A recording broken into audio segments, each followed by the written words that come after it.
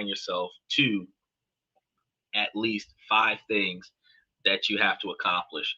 Two are primary, three are optional, and that way you're able to, always find yourself accomplishing something in a day. One of the things that I did do as well, right before we start talking about the main topic, was instead of having 100% of the things that I have at my house, I give myself a challenge.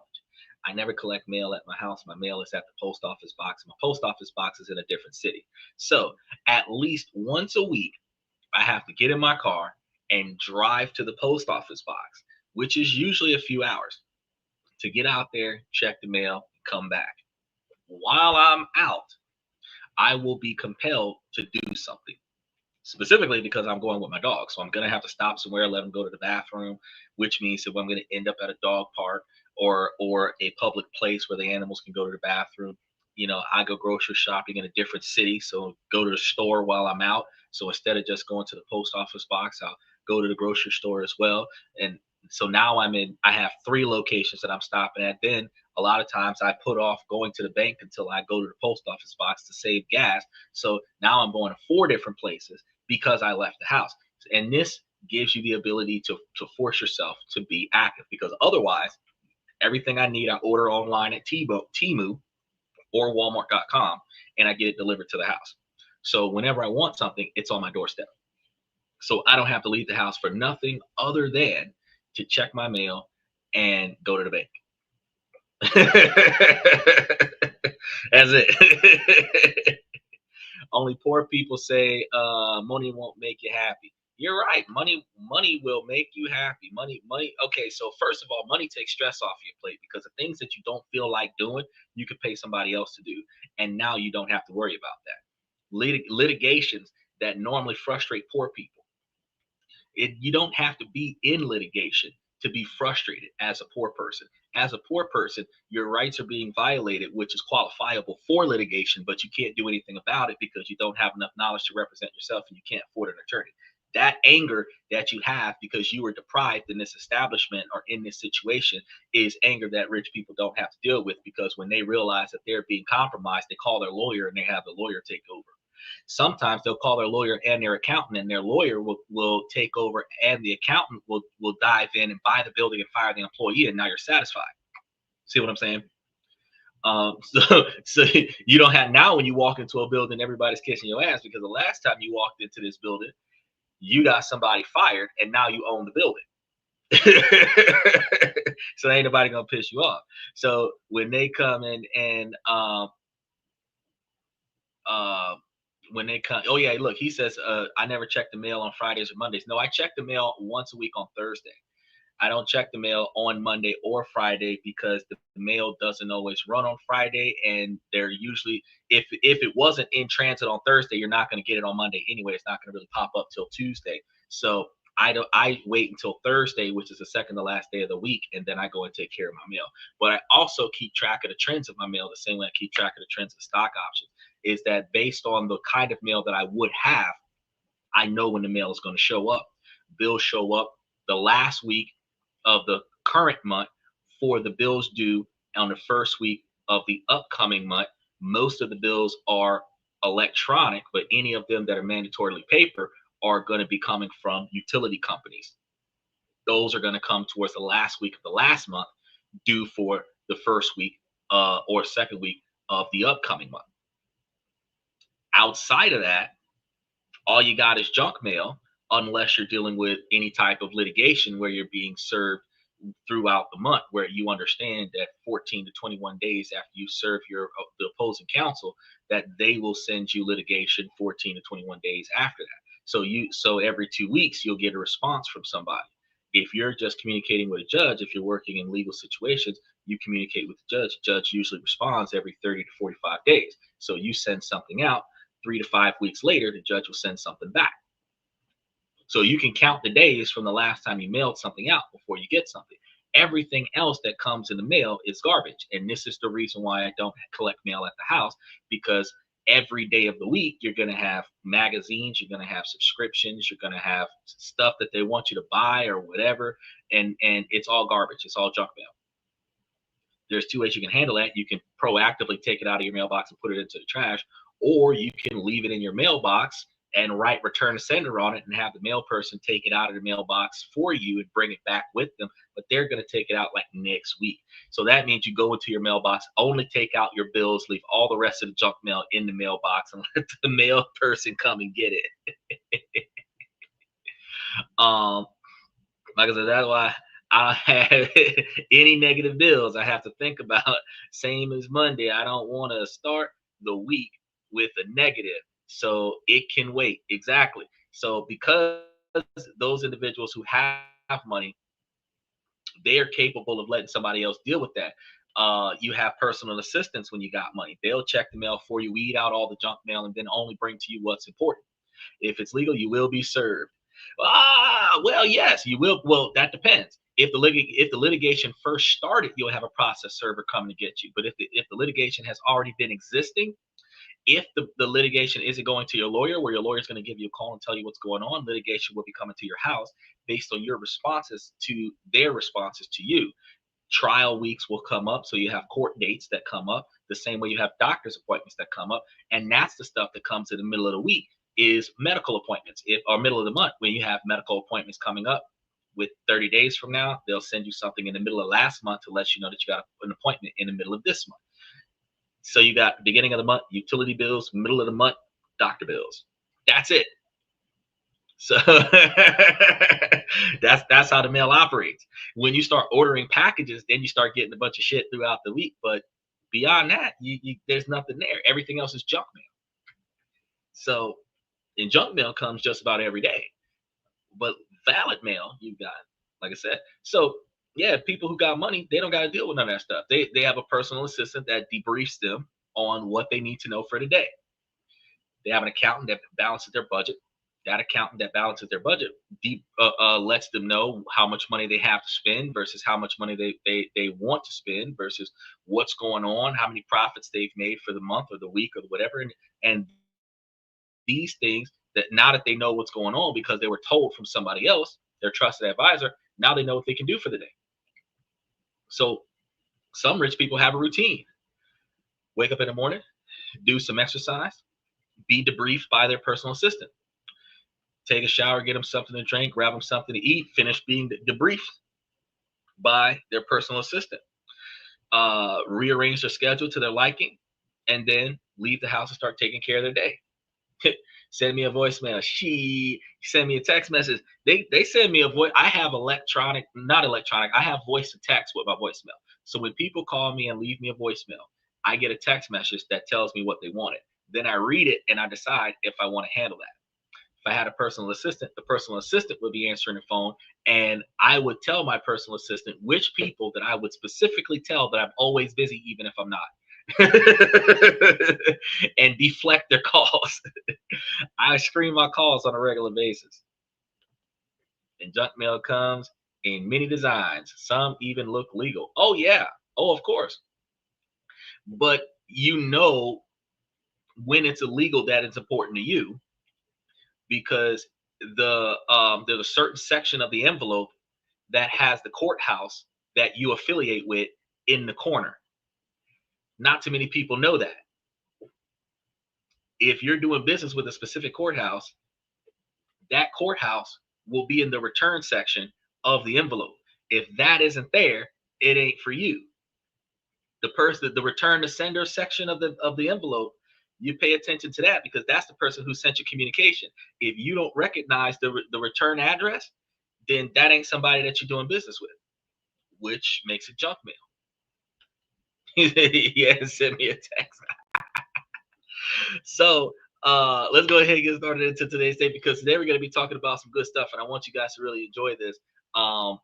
This is going to be cool because you guys probably think that you need a fortune to make one. And this is one of the reasons why a lot of us stay broke, grinding at the iron in order to make a buck. Always chasing the dollar, always trying to grind out to get into the next business opportunity that allows our physical presence and physical effort to turn us a buck.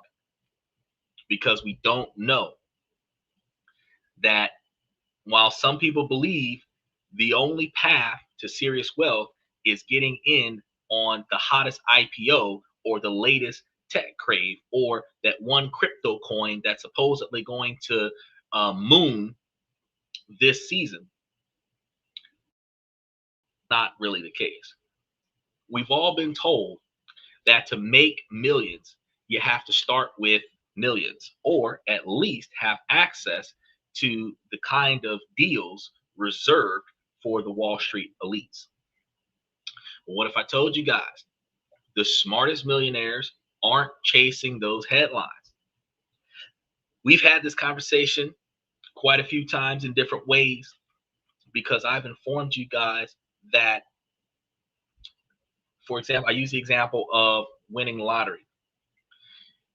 If there's a $10 million lottery and 10 million people win that lottery, they divide that $10 million 10 million ways and everybody gets a dollar.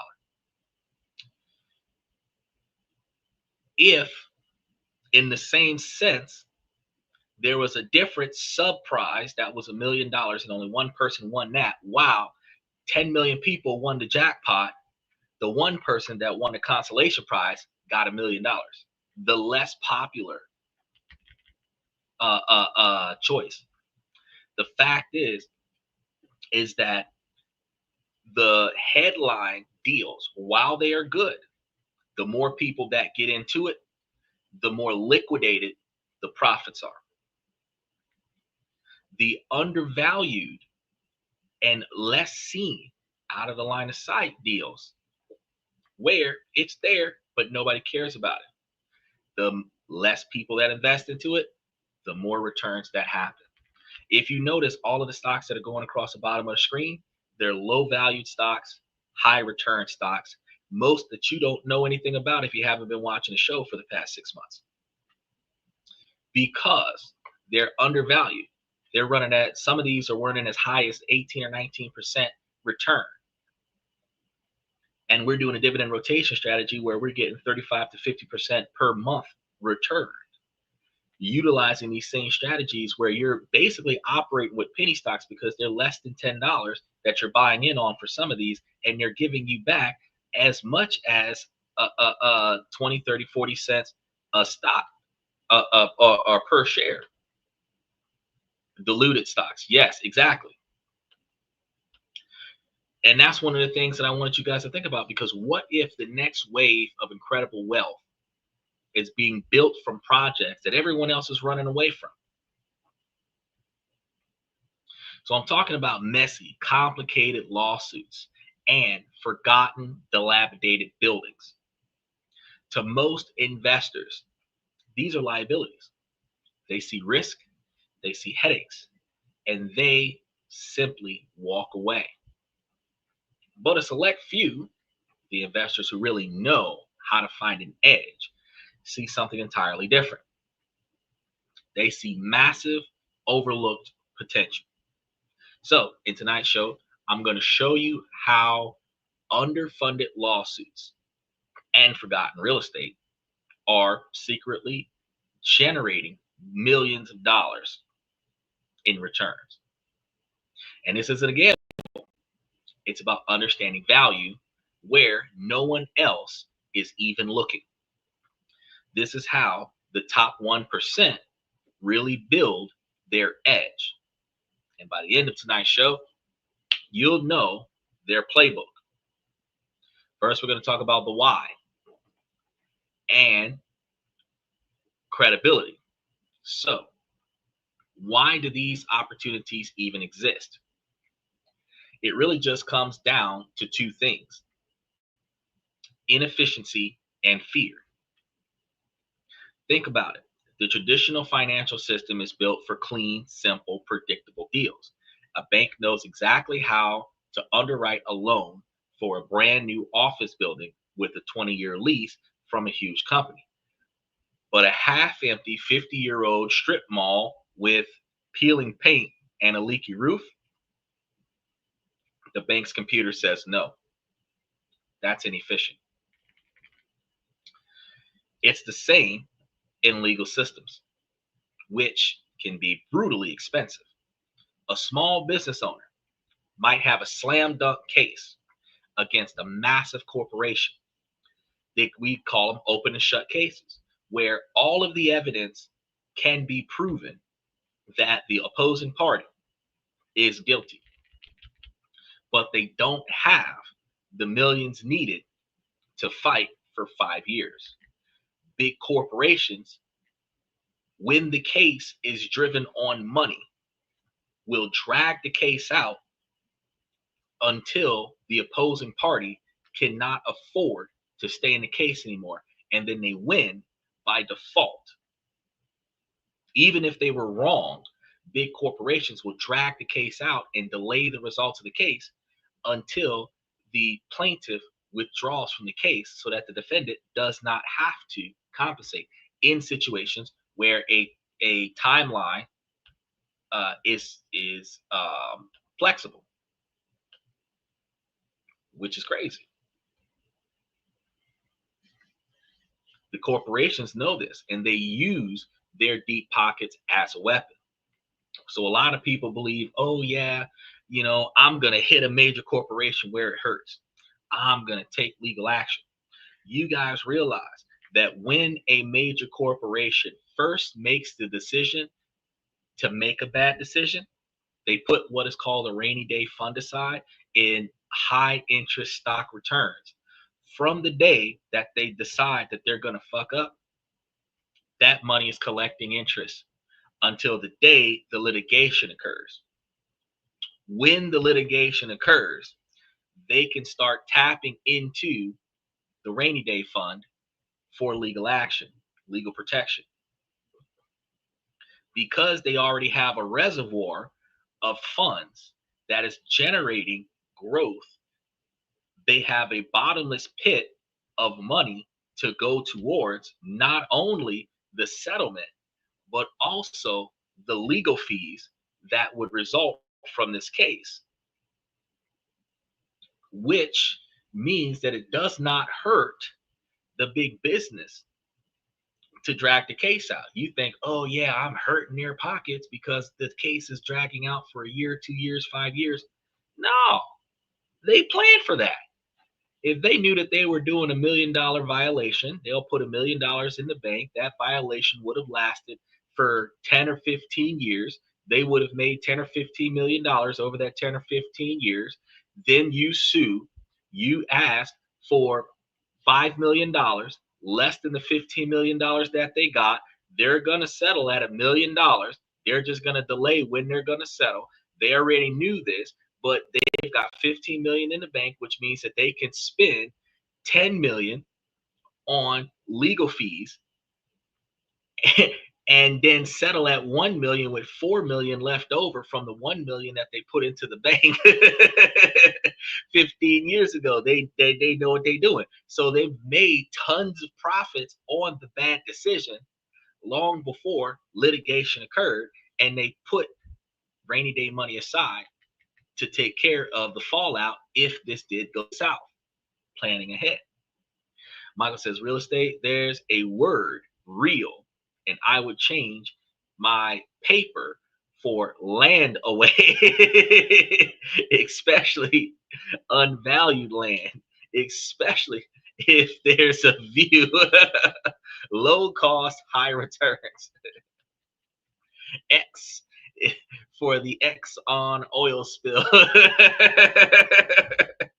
Exactly. Exactly. They knew what they were going on.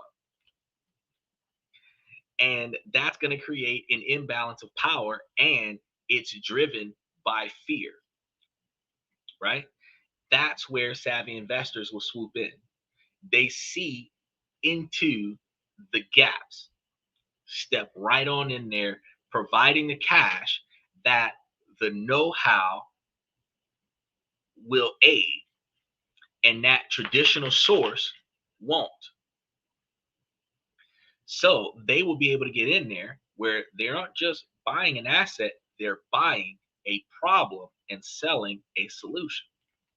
Now, by providing the missing piece of the puzzle, whether it's money for a lawsuit or funds to fix a building, they unlock huge value. That value was previously trapped. Now, I've spent hundreds of hours digging into these alternative investment spaces, analyzing case studies, and figuring out the models used by the most successful players. And today I'm breaking down their strategies into 6 distinct ways that you can start thinking just like them. We're going to cover both real estate and the explosive world of litigation finance. And I'll give you real world examples with the actual numbers. Yep, a lot of bad choices are driven by emotions, and that's one of the reasons why we spend Thursday, Friday, and Saturday having you guys change and improve your decision making skills so that you're not experiencing that negative fallout. Now, let's get into the first way. The smartest investors are turning rust and rubble into riches. The overlooked commercial ugly duckling. When most people picture real estate investing, they think of flipping houses or buying a perfect, shiny apartment complex, condominium, or something to that effect. The pros, though, are often looking for the exact opposite. They're hunting for those ugly ducklings of the commercial world. The neglected strip mall, the forgotten industrial warehouse, the semi burned down building, and the tired old apartment building that time has left behind. Right? These are the properties that scare off 99% of investors. They often have high vacancy rates, years of deferred maintenance, and just look sad. To the average person, they look like a money pit. But to a value added investor, this is where the gold is hiding. I talked to you guys about this before when I talked to you guys about how Americans can go to Japan and buy land. I talked to you about how the housing market over in Japan has properties that you can collect for no money. Before you buy into the property, you look at the zoning laws around the house and you look at the needs of development for the house. And then when you are positive that you can put in the appropriate petitions to the government to rezone or reconstruct the house, you can buy the house and you can potentially buy the neighborhood depending on which houses are for sale and how much money you're willing to invest in a situation. And then you can rebuild and restructure certain areas as long as you're willing to pay the cost to be the boss. Now, some people say, oh, that's a waste of money. Well, if you live in Japan, it might be a waste of money to them. But in America, we get taxed on profits and losses from other countries. So if you invest in building up rental properties in Japan off the profits that you're turning from stock market investments in the United States, instead of paying taxes on the dividends from the stock market in the United States, you're going to be writing off the losses of developing capital gains in Japan, international investing. You break even on paper. However, in Japan, they'll give you a decent quantity of money to cover the cost of 2 employees for about a year and a half, as long as you hire at least 2 employees to run your Japanese business. So if you go into real estate over there, you have either 2 real estate agents that are buying and selling houses for you, or one that is buying the houses and developing the properties, and the other one that is collecting the rent from the tenants, or just 2 of them collecting the rent for the tenants, and then doing property management where you buy 2 different properties. You have one person working on one property and one person working on the other property. However you structure the scenario, now you got 2 people over there making sure that your money is coming in, and then you can use the profits to expand. Remember, Michael discussed it yesterday and day before yesterday when we were talking about investing, and instead of shaving the cost of a stock, we would leverage the stock to gain capital to buy something. The same thing occurs if you have assets in Japan. You can leverage those assets After you've redeveloped them, you can leverage those assets for capital gains so that you can turn around and go and buy something else. And if those assets are generating revenue, now you have a source of income from the property that you're leveraging in order to increase the value of the loan that you're trying to acquire, which every loan that exists is going to be tax deductible towards every profit that you make in the United States. So it actually works itself out if you're a skilled investor. Apartment complexes that the rent hasn't been increased in years. Paint is cheap. Yes, that's the kind of ones that you want to get into. And actually smart moves if you're looking at an apartment complex that has been properly maintained. Well, no, if you get it and you have one that you have properly maintained and you have not raised rent until the tenant moves out. So the old tenants are grandfathered into the old price and the new tenants pay the increase. You are likely to have a larger percentage of your units filled, especially if you're charging less rent than the neighbors, than the neighboring renters. That makes you the cheapest one in the neighborhood, which makes you the most popularly utilized one. And if you're staying on top of your maintenance, you're likely to get capital faster. Now, the strategy is going to be simple. You buy the property based on its current sad state and then force appreciation through smart improvements and better management. Now, this isn't about hoping the market goes up. It's about creating your own value. The hidden opportunity here is going to be the reason that these places are so profitable. And that's going to be because they're almost always mismanaged and undercapitalized. That's the reason why they're not successful right now. We call those slum landlords. The current owner might be a mom and pop operator who just doesn't have the cash for needed upgrades, or they might be an individual who doesn't have the desire to contribute to the needed upgrades, or maybe a heir who lives out of state or out of the country and just wants to collect whatever rent comes in with zero effort on maintaining the property. They aren't running it like a real business. Michael says, if your apartment has an average 70 plus rented, you're doing good. Yeah, you are doing good. But if you are not overcharging your tenants and raising the rent every 6 months or every year, you're likely to have closer to 90 to 95% fulfilled, which means that you'd be doing great instead of doing good. If you have 2 or 3 or 2 or 3 out of 100 that are vacant, or 5 or 10 that are vacant out of 100, that's fine.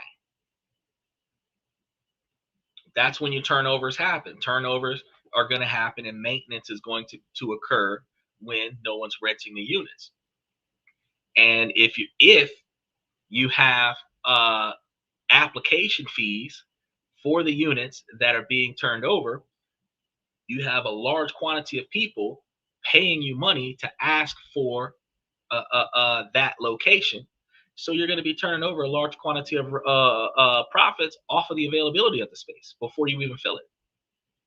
Because if you're charging $75 per application and one application per person for the number of people that are adults that are living in the unit, or individuals that are over the age of 16, if you've got a mother, father, and a child, that's 3 applications at $75 a piece. And if you're doing that for every person that wants a unit, and your units are $100 or $150 cheaper than all the other units in the neighborhood, everybody's going to want your unit. You might have 10,000 people apply for the 10 units that you have available at $75,000 a person. That's 75 grand. Even if your rent is $2,000 a unit with 10 units, that's $20,000 a month. You would have made 75 grand off of people asking for the apartment before they even put down the security deposit in the first month's rent before they move in. So the $20,000 a month would have took you like 4 months to make 75 grand the 4 months that those apartments would have been being renovated and off the market, you would have made 75 grand off of application fees. So you would not be doing without. How many doors do you have? That's a good question. That's a good question. This is the reason why we talk. This is the reason why we talk money. Now, the operational mess is going to be the key here, because a smart investor can buy a property for a huge discount because its financial statements look terrible. The income is low thanks to empty units, and the rents that are way below what they should be. Banks are often afraid to lend on these properties, which shrinks the pool of buyers and gives you even more negotiating power, which will allow for you to be able to get the property even cheaper. I would rather have empty apartments than bad renters. I agree. I agree. But I would rather have good renters that stay forever than to jack up the rent, force out my on-time payers, and then put in more expensive bad renters. The volatility, the reason why 70% is okay is because inflation. They're encouraged to continue to raise the rent, to continue to offset expenses off to the tenants, and continue to strive for more expensive tenants, higher paying tenants, forcing out the tenants that never miss the rent.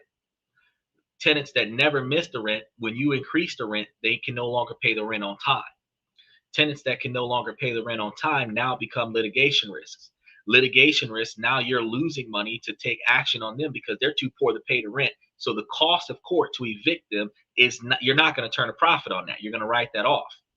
Then you're going to put in a tenant that can afford to pay the rent, but that tenant might not be a good tenant. That tenant just replaces the last tenant because that tenant's willing to pay your price. How you doing, Marshall? Good to see you. And that's one of the reasons why not raising the rent unless it is otherwise necessary is effective. So if you have 70% of your tenants that are grandfathered into the old rent cost, and you raise the rent on the 30% of tenants that move in, when the 70% of tenants start moving out, you renovate the apartment and you jack up the rent to the new price. You're still able to increase the rent on select tenants, but you're not going to have tenants that would otherwise pay the rent on time be forced out. Like in Florida, they had this elderly woman that had been renting this apartment for about 15 years. She was 80 something years old. They kept raising the rent until she couldn't afford to pay the rent. Then they charged her late fees, and they continued to charge her late fees and she could not afford the rent, so she could not afford the late fees. Then they ended up evicting her, and they put her on the street. Literally, she spent 2 weeks on the side of the road in her wheelchair on the sidewalk until they picked her up and took her to a retirement home because they did not care. And the sad part was they was raising the rent and not maintaining the property. Rent has to go up due to inflation. Can't help it. Rent does not have to go up due to inflation. Inflation is due to the rent going up. Inflation is due to big business raising costs, and consumers are willing to pay the cost or mandatorily required to pay the cost when we start talking about the raising of the rent. You do not have to raise the rent. The cost of materials to renovate the property goes up when the tariffs go up. It doesn't go back down when the tariffs go down. So the cost of materials will cause the repairs to go up. The cost of repairs will go up when you renovate the apartment. You renovate the apartment when the tenant moves out. Until the tenant moves out, the only thing you're really doing is making sure that the walls don't have holes in them, fixing leaking pipes and running faucets so that the water bill doesn't go up, and making sure that the surge protectors and breakers and stuff are working. Make sure the AC and everything is functioning, changing out air filters and stuff.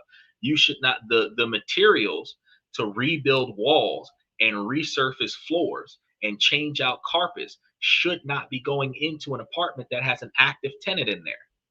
That's considered a bad tenant. Replacing windows and blinds and everything to that effect, that's considered a bad tenant.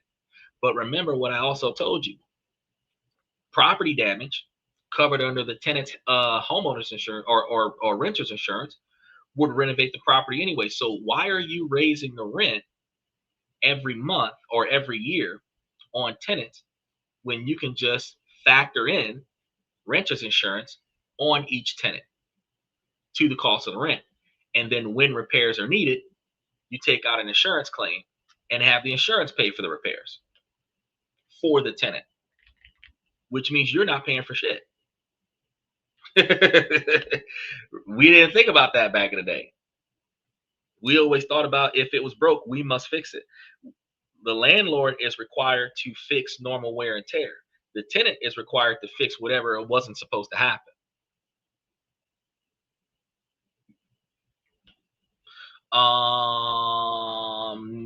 They have annual contracts with a monthly payment option. There are very few facilities that do annual rent. So your rent is gonna primarily, if you're looking at commercial contracts, that would be rent by the year. But if you're looking at individual renters, personal renters, single family renters, that's going to be rent by the month on an annual contract renewal. But you're also going to be looking at subletting, which could be like the college students, where they're renting a room for the semester. But it's still going to be monthly payments for the duration of the spring term or the fall term or something like that. How many have renters insurance? Hold your hand up. Most establishments ask the tenants if the tenants would like to get the renter's insurance. However, after doing some digging, there is no law prohibiting the contract for the lease to make it mandatory for the tenant to have renter's insurance. There is no legal provision that is preventing the property owner from having renter's insurance on individual units for the tenants where that renter's insurance is factored into the lease, as long as the cost of the rent is itemized, where you have the cost of the space, the cost of any utilities that you're including on the cost of the rent, the cost of any amenities that's going to be included into the cost of the rent, and then the cost of the property insurance. So if you contract with a renter's insurance company where each unit is going to be its own separate account,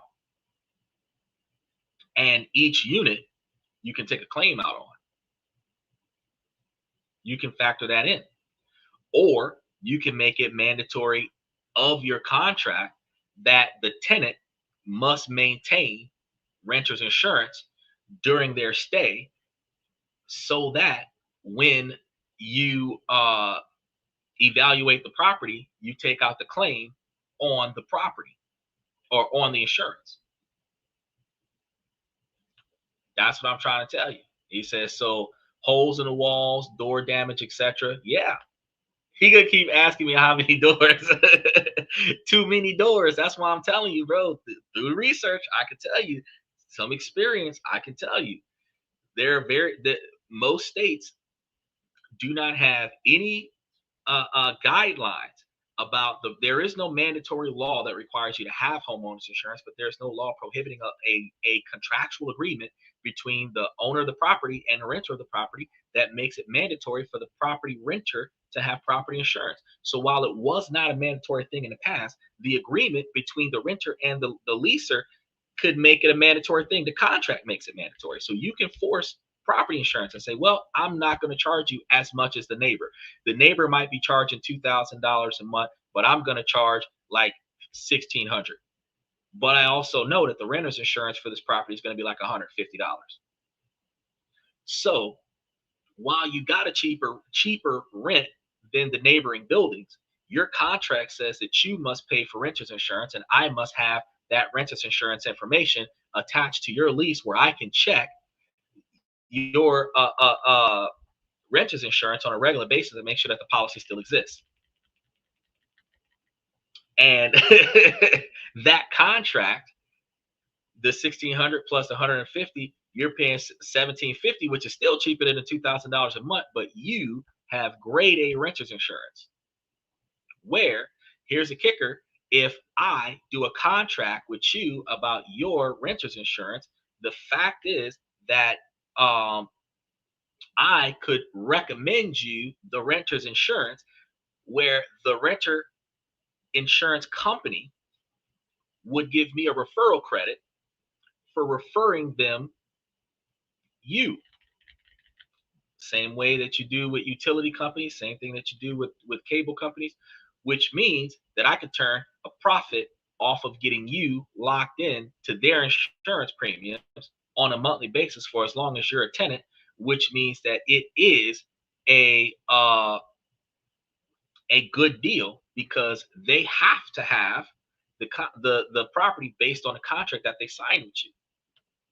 Yep, that's right. There is no law for renters to have property insurance, but that doesn't mean that it can't go into the contract. And I would highly recommend that people buy a house, therefore your rent won't go up.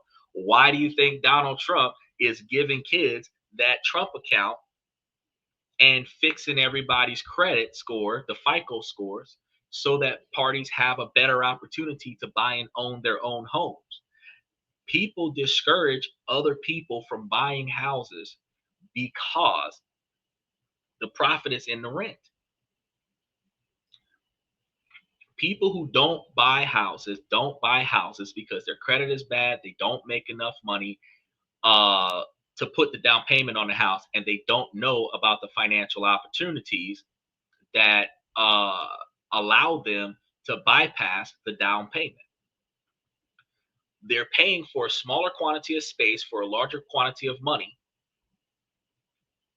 And the only thing that they're benefiting from is they have no responsibility for repairs on the property that they don't cause damage of.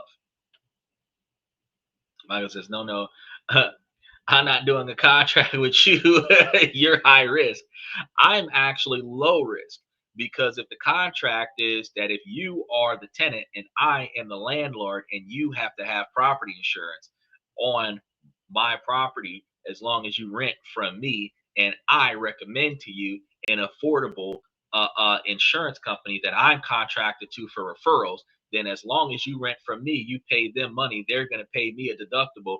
I'm making money two ends. But if you damage my property, then I can take out a claim on your insurance, rental insurance, to repair my property, so I don't have to raise the rent on the property because I'm not paying for the damages. So when you move out and there's stains on the carpet, you move out and I got to redo the floors, you move out and I got to fix the microwave or the refrigerator or something like that, or you were raised in domestic violence, you put a hole in the wall, and I don't care. I take out a claim on your policy. And I make sure that I do a walkthrough before you move out and take a claim on your policy. And most people forget that the policy exists. So they just keep paying for it. At the end of the day, I would be losing money. As a tenant, you would be saving money, because truthfully, if you move out of a property, they keep your security deposit if the property is damaged, and they take legal action against you if the damage exceeds the security deposit. So as a tenant, if you move out if you have renter's insurance and they take a claim out on your renter's insurance, it actually benefits you, because any unknown damage or unforeseen damage on your way out the door that wasn't there before you moved in, you're responsible for as a tenant. So you would actually be saving money, because if you move out and they take legal action against you, now you've got a legal claim against your name, which is going to be on your credit report first, because it's real estate, not medical bills. Then, if you move out of your second apartment, you haven't paid your first apartment, you can't go into your third apartment because you still owe property damage from your first apartment. You got to think about this. Good luck collecting. It's easy to collect. You're under contract. How many of your renters carry renter's insurance? Everyone, because it's in the contract. That damage deposit. The security deposit only goes so far. And usually the security deposit is either a percentage of the rent or the full value of 1 month's rent. But renter's insurance will cover just about everything, including if a pipe bursts and flood out the unit kind of thing, depending on what kind of coverage you get. First month, last month's rent plus the damage deposit is normal requirements for moving in. You're right. That's normal requirements for moving in. But you could shift that to first month, last month, and renter's insurance as a requirement to move in. You can do first month, last month security deposit and renter's insurance. If they want to live on your property, they sign a contract agreeing to pay for renter's insurance. That's all it is. Yeah, when you take legal action, you can't get blood out of a turnip, and that's why you make it mandatory for them to have renter's insurance. You know what I mean? That's how it works. Now, can they cancel renter's insurance 30 days before they move out of the apartment? Of course they can. Most people don't. They forget that they got that going on. And when they understand that that renter's insurance is transferable to another renting apartment, some people got the mind that they're just going to change the address that's going to be covered under the renter's insurance when they move to the new place. The same way you have car insurance. And if you were going to have your car repossessed, you might drop the insurance on your car so that when they come and repossess your car, that they got it, right? But some people's car gets repossessed before they drop the insurance on it. And if the car gets repossessed and there's damage on the car, the person who repossessed the car can take out an insurance claim on the damages when they repair the car before they sell it in auction. And now you got a claim against your insurance policy because you forgot to take the car off your insurance. So making it mandatory for them to put insurance on the property before they move in. The same way, if you're transferring over utilities, that they make it mandatory that you show proof of utilities before you move in, is a way to protect your property.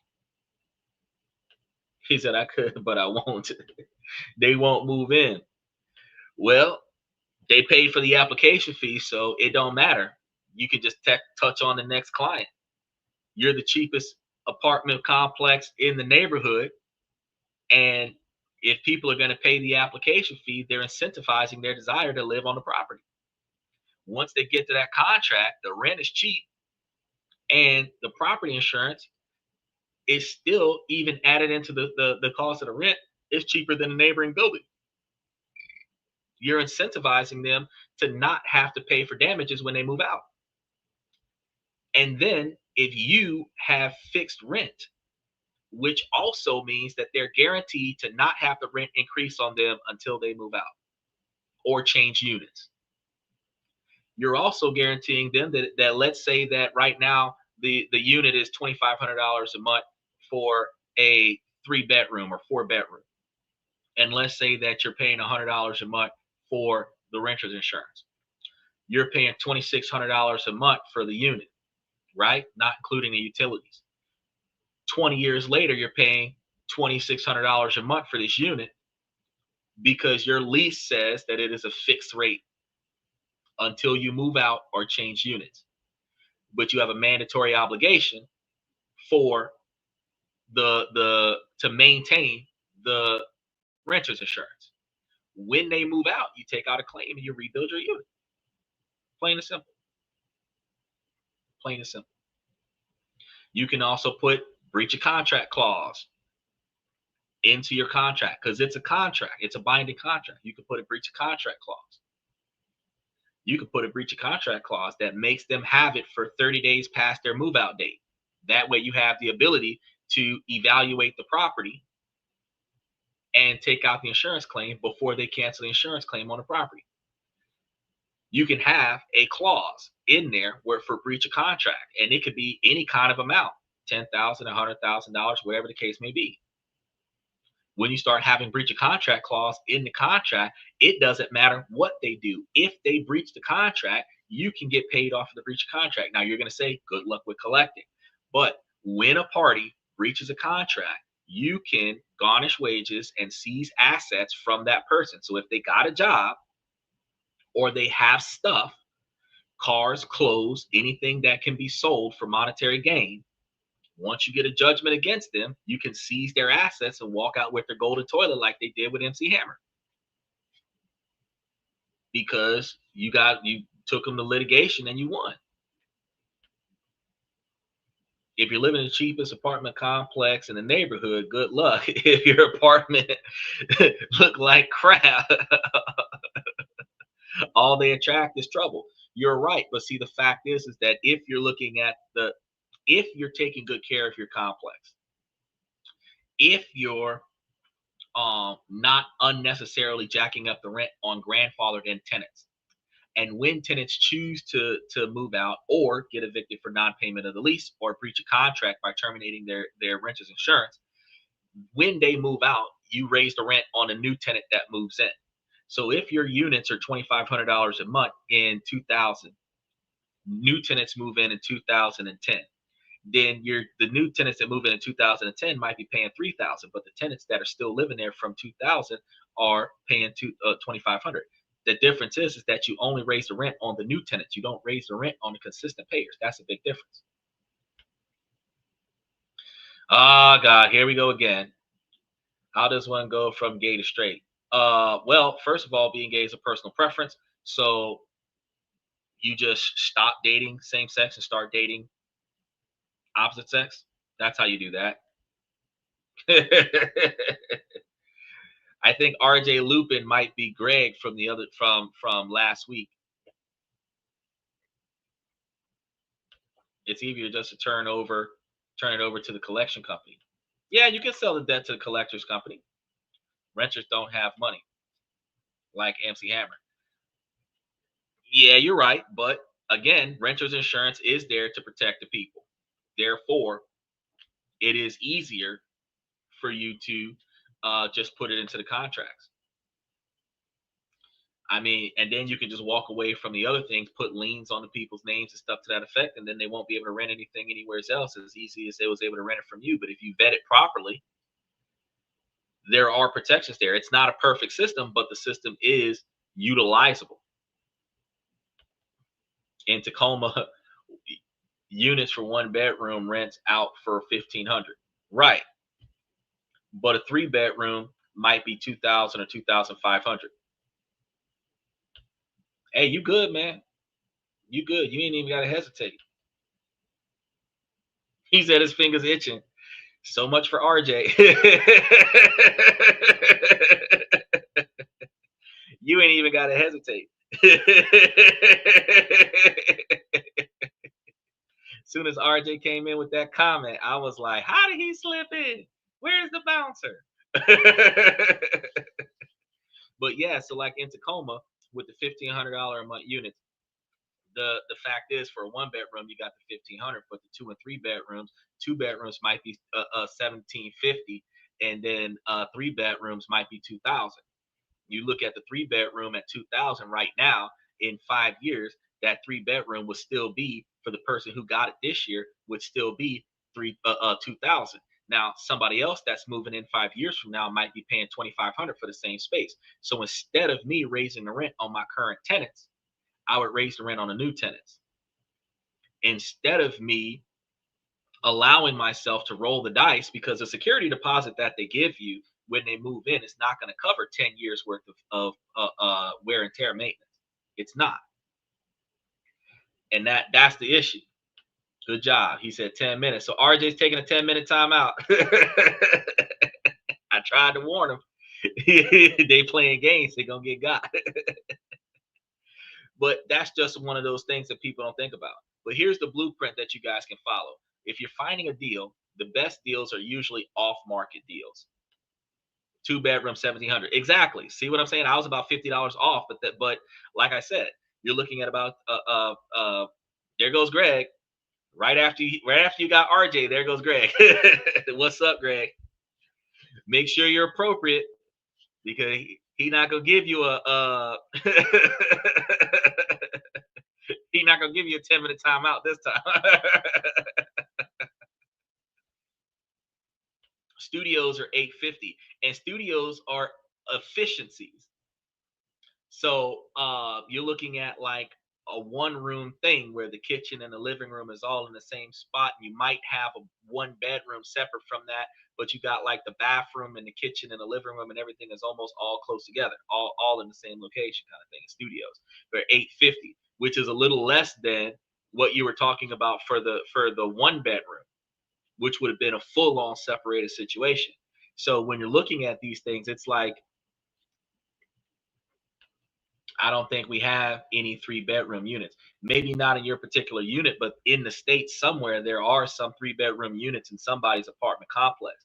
They might not have as many 4-bedroom units in complexes out there, but they should have 3-bedroom units since 2020. But it really depends on which building you're looking at.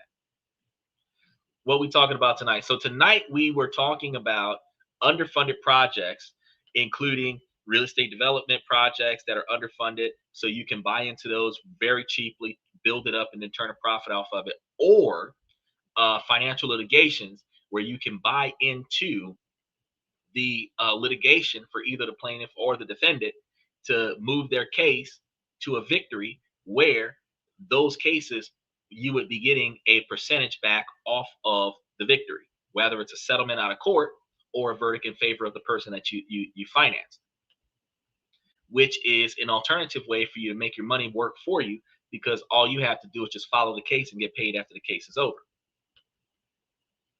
So when we're doing these off-market buildings, the building relationship with commercial brokers who specialize in distressed properties is going to be the best way to find these properties. We learn this when we're out there flipping. He said, if you need a 3-bedroom, cheaper to rent a house. It is cheaper to rent a house than it is to rent an apartment.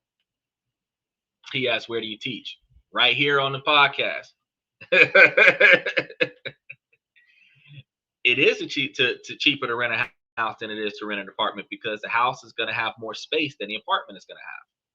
You have more individual control, and the property owner has less responsibilities, less micromanaging, because it's a house. But those individuals that go into those real estate seminars, they're looking to get in, the flippers, you guys find individuals that look for these houses, and they might hold commercial properties or single family houses, and they keep those in their back pockets. Now, if you talk to individuals that specialize in distressed properties, you'll be able to network with them or banks that also maintain a large collection of distressed properties. Even checking public records for things like tax liens, like we've been talking about before, because properties that people gave up on, they typically stop paying taxes on too. So those tax lien properties are typically in distress because nobody's maintaining the property, because they don't even really want the property anymore. That's why they stop paying taxes on the property. You pay taxes on a property that you don't want the government to take from you, but if you don't give a shit about that property, they can have it. I can collect my losses when I file taxes. That's true. Do you like teaching on the internet, or would you rather in person? I actually love teaching on the internet, and the reason why I love teaching on the internet is because the people who come here to learn from me behave more appropriately than the kids that are forced to go to school and the adults that are forced to go to school to learn things. So then we also don't have the asinine spectacles where individuals decide to be class clowns because they're desiring attention, even if they have to use negative attention. Usually this is one-on-one conversations when I'm teaching somebody, probably from the membership, or in situations where they schedule an appointment with me and we work things out, or we have group discussions here on the podcast where Michael is filtering you guys out with your inappropriate comments. So when I'm teaching, usually it's people who want to be here. One of the reasons why it's good for us to switch over to 16:9 instead of 9:16, instead of us being forced on the person by being in there for you real, they have to proactively scroll through YouTube, find the thumbnail, and manually select on the topic. So the people who select on the topic and come into the channel on a 16:9 format usually want to be here. Whether they want to be here to heckle the show again because they've heckled the show before, or they want to be here to learn whatever the topic is about based on the topic of the show. Because today's show says 5 ways underfunded projects can turn into $1 million. So if you wanted to know about that, they would jump into the show and find out. Now, the people on Twitch and Twitter seen the headline, seen the show going live, and said, "Ooh, a live show," and jumped in. I got my GED here. Does this format hinder growth if people can't scroll onto it? No, actually, research has indicated that the 16:9 format is going to more promote growth, because the people who are coming here genuinely want to be here. They're going to be here longer than the individuals that are passing through from the 9:16 format. The people that pass through from the 9:16 format are usually here 15 seconds to a minute, and then they leave. Some might stay 2 to 5 minutes and then they leave. The people who proactively come here and click the button to watch the show typically linger here for 10 to 15 minutes or 20 or 30 minutes, or like Michael and a few other people, they're here for the entire show. So the meaningful growth of the show comes from people who choose to be here versus the people who are forced to watch it because they were swiping and I just happened to pop up. So the difference between the quantity of views, I would have less views per show because there's less people that are forced to watch it from scrolling, and I have more meaningful views per show because I have more people who chose to watch it. And based on the conversation that we had during the show, those people decide, I'm going to subscribe and I'm going to come back. I'm going to watch some of the other shows that he's got because this guy knows what he's talking about. He's putting so much facts into a short period of time, or over the long period of time that he was there, he gave out tons of facts that I didn't know about. And I want to keep coming back and learning something from that. Is going to be the meaningful followers that I actually are building right now. So one of the things that we encourage you guys to do is do your homework. Not a lot of people like to do their homework, but if you do your homework, you'll be able to make yourself more successful. You have to know exactly what you're getting yourself into. So that means that you're going to be hiring pros to inspect everything: roofs, HVAC systems, plumbing.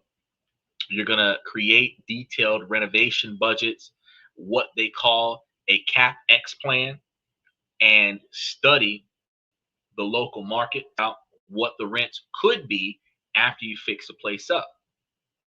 If you're not greedy about it, you can always undersell or under rent your units. Like I said, contract them out, stuff to that effect, and that puts you in a position where you are guaranteed tenants. You can offset the reduction in rents, and then make the profit off of the application fees and so many other things. And this allows you to offset capital gains, offset losses, maintain longer renterships, maintain guaranteed fulfillment, which increases capital gains, because the amount of money that a person makes off of raising the rent and only having 65 to 70% of their units filled versus a person that gets rent paid on time all the time and having 100% of their units filled, is that the person with the 100% of the units filled is making more money per month, depending on how high the rent is, and they can leverage that property plus the capital gains from that property to get a larger quantity of capital to expand on another building, which allows them to make more money because they've expanded instead of them becoming dependent on more money from less people. They can become dependent on more money from more people. Less more often gives you more returns. He said my dog ate my homework. And that's because I'm strapped to the bed. Here comes the nurse. Home inspections, you're right. That's what we got to be getting. Now, getting creative with financing. Since big banks might be scared off, investors get creative. And this could mean seller financing or using short-term hard money loans. Now, one property is fixed up, and once that happens, it can be refinanced with a normal commercial loan. So once you get the property with the hard money loan, you could be the hard money lender that gives them the money that they need to fix up the property. Hard money lenders are private investors that invest in real estate with higher than average interest rates. You might see upward of 14 to 18% interest on a short-term loan for a hard money loan towards a property. Once the owner of the property makes the property satisfactory, they refinance the property and pay you off. You got your money and you walked away. So while they could not get the loan from the bank when they first bought the property, they got the loan from you at a higher premium. And then they get a loan from the bank when the value of the property is higher. And now the bank is going to give them enough money to pay you back. And they might even have a little bit of money left over. Michael says, have the banker meet you at the property so they can give you a value. Well, you don't necessarily have to do that. If you renovate the property, all you have to do is have an appraiser assess the property after you have renovated the property, take that assessment to the bank, and then ask for a loan on the property. If you have a surveyor assess the property twice, once when you get it to get the property dirt cheap, and then you get a loan just to renovate the property because you own it, you might only need like $50,000 to build this property up or $75,000 to build this property up. You might have bought it from the previous owner for $50,000 to $100,000 or $75,000, depending on how bad off the property was and how cheap the property neighborhood is. Then after you've built up the property, the after repair value might actually be $200,000 or $250,000. You can go to the bank now and get out a loan for 65% of the after repair value. After you get the appraisal, the sale value of the property, the bank will give you that money.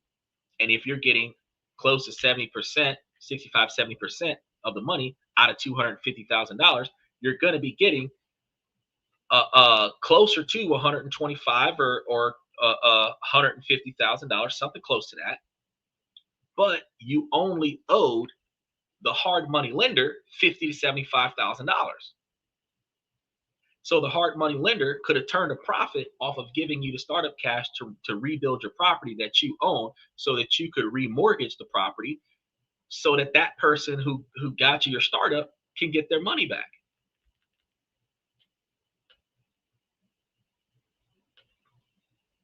Is I have them come out before I buy it.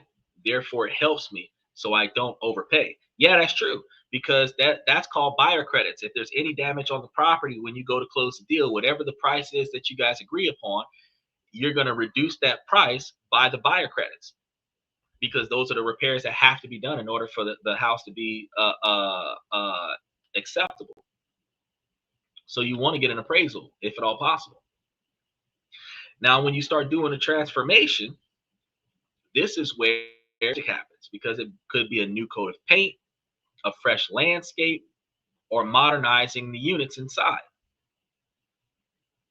It's also about hiring professional property managers and making the empty units filled by professional marketing. He said it gives me a better starting point to work with, less risk, and the money is still in my pocket. You're right. But what we're understanding here is that there's two aspects of this. We could come in as the investor of building up that dilapidated property, or If we have the capital and we don't want to put in the effort, we could be the hard money lender of that property, where we put up the $50,000 to $75,000 towards the after repair value of the property, with an interest rate on the property where they pay us back for using our money to build up the property. Now, the risk that you're going to have is that if they default on the property, you seize the property, and now you have a dilapidated property that's been half repaired. But the property is worth more than what you paid for it, because you only gave them the cost of repairs. If they bought the house for $150,000 and you loaned them $50,000 to $75,000 to repair the house, even if you don't want to take over the repairs for the house, if you seize the house because they defaulted on the contract, you have a $150,000 house that you can short sale. You could short sell the house for $100,000 and make a $50,000 profit on a $150,000 house that's half-ass renovated, because you are lending the money towards the dilapidated house. So while we are talking about how you could make money off of buying a dilapidated property and renovating that dilapidated property, and then putting a management team on that dilapidated property, filling it up with tenants on that dilapidated property, and then turning over a monthly profit off of the tenants that are renting on that now livable property, you actually could just be the hard money lender that allowed that to happen and make your profit off of the property being built. You got your money, and now you're looking at the next deal to put your money towards. Where usually it's about 1 week for every $10,000 worth of repairs that has to happen on the property. So if you're loaning like $50,000 to $100,000 towards the renovations of a property, you're looking at between 5 to 10 weeks of renovations. They're gonna do an 18-month lease on your money, and then you're gonna start talking about charging them even more interest if they're still paying on it. You're $50,000 drawing back 14% interest for 18 months. That's a pretty decent turnaround, and you ain't doing nothing but handing them the money and walking away with it. You ask, are you flipping the house? You don't necessarily have to flip the house. You can fit. There's 2 different ways, 3 different ways really, because if you're doing a fix and flip, you're gonna buy the house, renovate it, sell it. But if you're doing a buy and hold, you're gonna buy the house, renovate it, rent it out. And the cost of building it, renovating it, buying it, and renovating it is the debt against the profits that you make off of the renters, which is going to give you a tax credit or a tax blanket until the tenants start paying you more money than it costs for you to buy the house. But that usually takes 5 to 10 years for you to break even on the investment. However, if you're the hard money lender who gave the person who bought the house enough money to repair the house, you could turn a profit, because a hard money lender can charge higher interest rates than the bank, because this is a distressed home that is underfunded and the renovator needs money to renovate. You could put up the capital to renovate the property for the person who wants to renovate the property, and they pay you back with interest, and you walk away from the deal, and you don't have to flip it at all. You don't have to keep it at all. You're just helping somebody else that wants to flip it. You also could buy into this deal by being the person that puts the escrow money down and get you some money back on the escrow, where if they did not have a money for the down payment, you put up the money for the down payment with interest, and once they close the deal, they pay you back with interest. There's plenty of ways that this could work out. Make sure that you guys like and subscribe. How do you make new friends as an adult? Well, the most important way that you can make new friends as an adult is for you to leave your house and communicate with intellectual individuals, typically in social functions. I would recommend that you go to business soirees where everybody in the event is a successful individual, so that you can network yourself to those successful individuals in an appropriate fashion. That way you are making money off of your relationships, because they will show you where the deals are. They will show you where the opportunities are, because they are successful because they chase the opportunities, which means they will tip you off on opportunities that they don't have time to take advantage of, but you could benefit from. That's how you make friends as an adult. If you're doing it any other way, hanging out in bars and clubs and talking to people who are wallowing in self-pity and cheating on their spouses, then you're going to just be, you are the company that you keep, basically. Michael says, I like when you start thinking like a millionaire. Now can we go fishing? Yes, sir. I'm always trying to find ways to make money for me. Because while I'm telling you that this is a long drawn out way that we can actually get in there and we can make a decent quantity of money off of buying and holding properties and having 100, 200, 1,000 dollars worth of real estate property where we're getting residual capital on a regular basis. We have a management team for each one of the properties that's renovating the properties, managing the properties, and then giving us the percentage of the property that doesn't require to be utilized for management. We could have an accountant that's collecting money, keeping track of the money, and then notifying us how much money that we got in our bank accounts. We could have somebody that is taking the money that's going into the bank account and putting it into the stock option so that the stocks are increasing in stocks, where the profits from the stocks, the dividends, are going to a trust where that trust is paying us a specific quantity of money every month, so that we don't have to try. We just wake up every day and we got money in our pockets. Don't spend more than what's in the bank. We could do that. Or the alternative, instead of going through all that trouble of building up that property, we could just put the money towards somebody else's efforts to build up that property and turn profits off of their using our money. We could put our money up towards the person that bought the property so that we could get paid after they sell the property. We could get a percentage of the rent on the property until they've paid us back in full.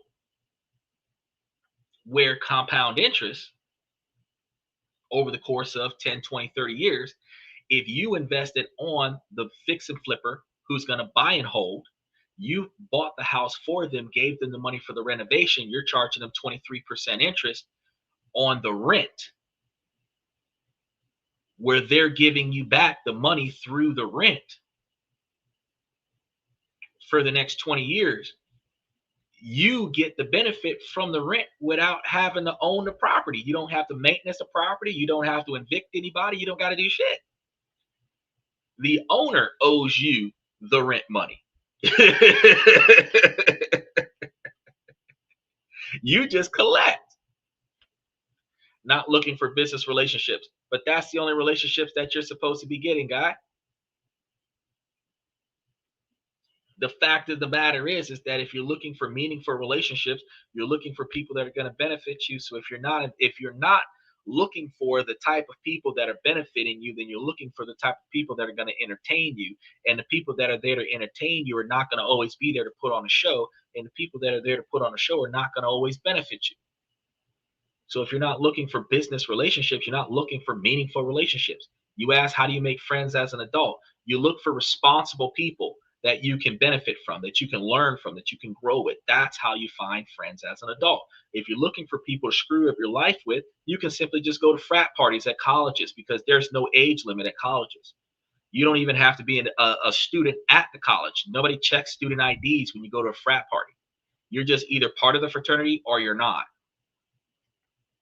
And with so many return students, which are adults that either dropped out of high school or took a break after high school and didn't go to college until they're 10 years older than the student body, you have plenty of 35 and 40-year-old return college students going to frat parties with 18 and 25-year-olds. So all you really, if you're looking for people to just get wasted and screw your life up with, just find the nearest house party.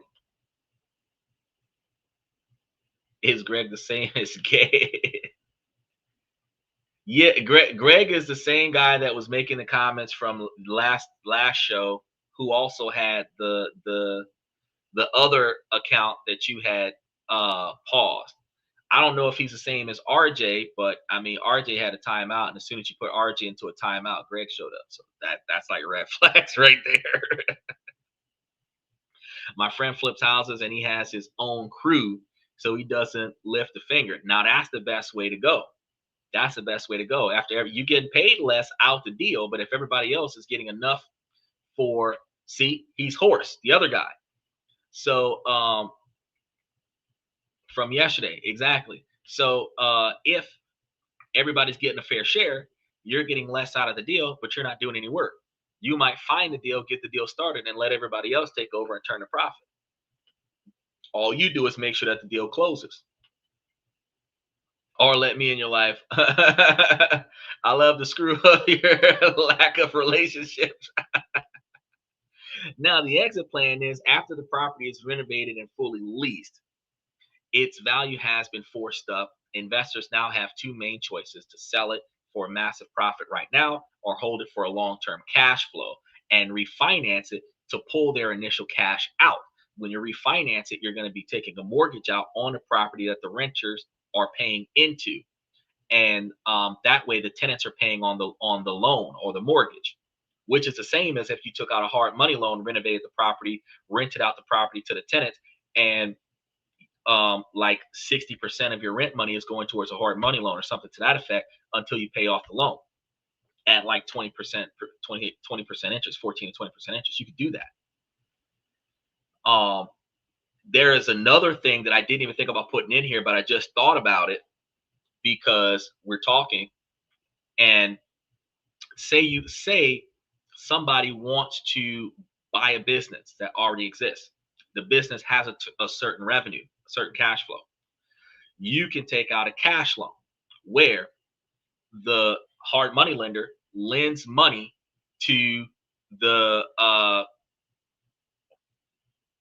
the hard money investor lends money to the business to subsidize whatever they're trying to do, and you take your percentage of your loan back in monthly payments out of the percentage of the profit. So say they make $150,000 a year in the, or not $150,000 a year, but say they make a million, $1.5 million a year. They want to take out a 20% loan, something closer to $200,000, $250,000. Fine. Over 2 years, they're going to be paying you back something close to $10,000 or $20,000 a month. Well, if they're making $100,000 a month, you can easily take out 20% of their profits and take $20,000 guaranteed per month out of their profits. It's a cash loan, or a working capital loan is what they call it. If you're lending towards working capital, they show proof of capital, and then you loan were up to 20% of the monthly working capital, the proven average of monthly working capital, then you can get paid back over the course of 12 to 18 months on whatever loan that they're giving. Because if it's 20% of the thing, that means that, if they have $100,000 business and they want $20,000, you can get it to them over the course of 18 months, which is a year and a half, or 24 months, if you're going to charge a slightly higher interest rate. But if they're paying $20,000 back over the course of 2 years, they're paying back $10,000 a year. If they're making $100,000 a year, they're making almost $10,000 a month. And if they're making almost $10,000 a month, they can easily give you almost $2,000 a month. They can give you between $1,000 to $2,000 a month, and if they're giving you between $1,000 to $2,000 a month out of their $10,000 a month, then they're clearly capable of giving you $12,000 a year off of the $20,000 loan, which means that they could pay you $24,000 in 2 years on your $20,000 loan, which covers the interest. Working capital loan. These are ways that you can put your money to work without them requiring you to put in a lot of effort. Now we have a case study where a $1.5 million strip mall transformation occurs. An investment group found a 10-unit strip mall from the 80s, and it was a decent suburb, but it was a mess with only 6 out of 10 units occupied. Because the income was so low, they got it for like $1 million. The renovations for the building, the whole building, was about $250,000 for the total facelift. So the total investment is like $1.25 million. Over 18 months, they executed their plan. The new look brought in tenants, including a cafe shop, a yoga studio, at full market rate. Now the new income is able to be observed. The property's new operating income, or NOI, shot up from $80,000 a year to $190,000 a year. So the valuation that changes as a result of that gives you the new income and the property value. So based on its new income that it's generating and the property value, it is now valued at $2.7 million. So they bought it for $1 million, spent the $250,000 on it, and now they have a $2.7 million valued property.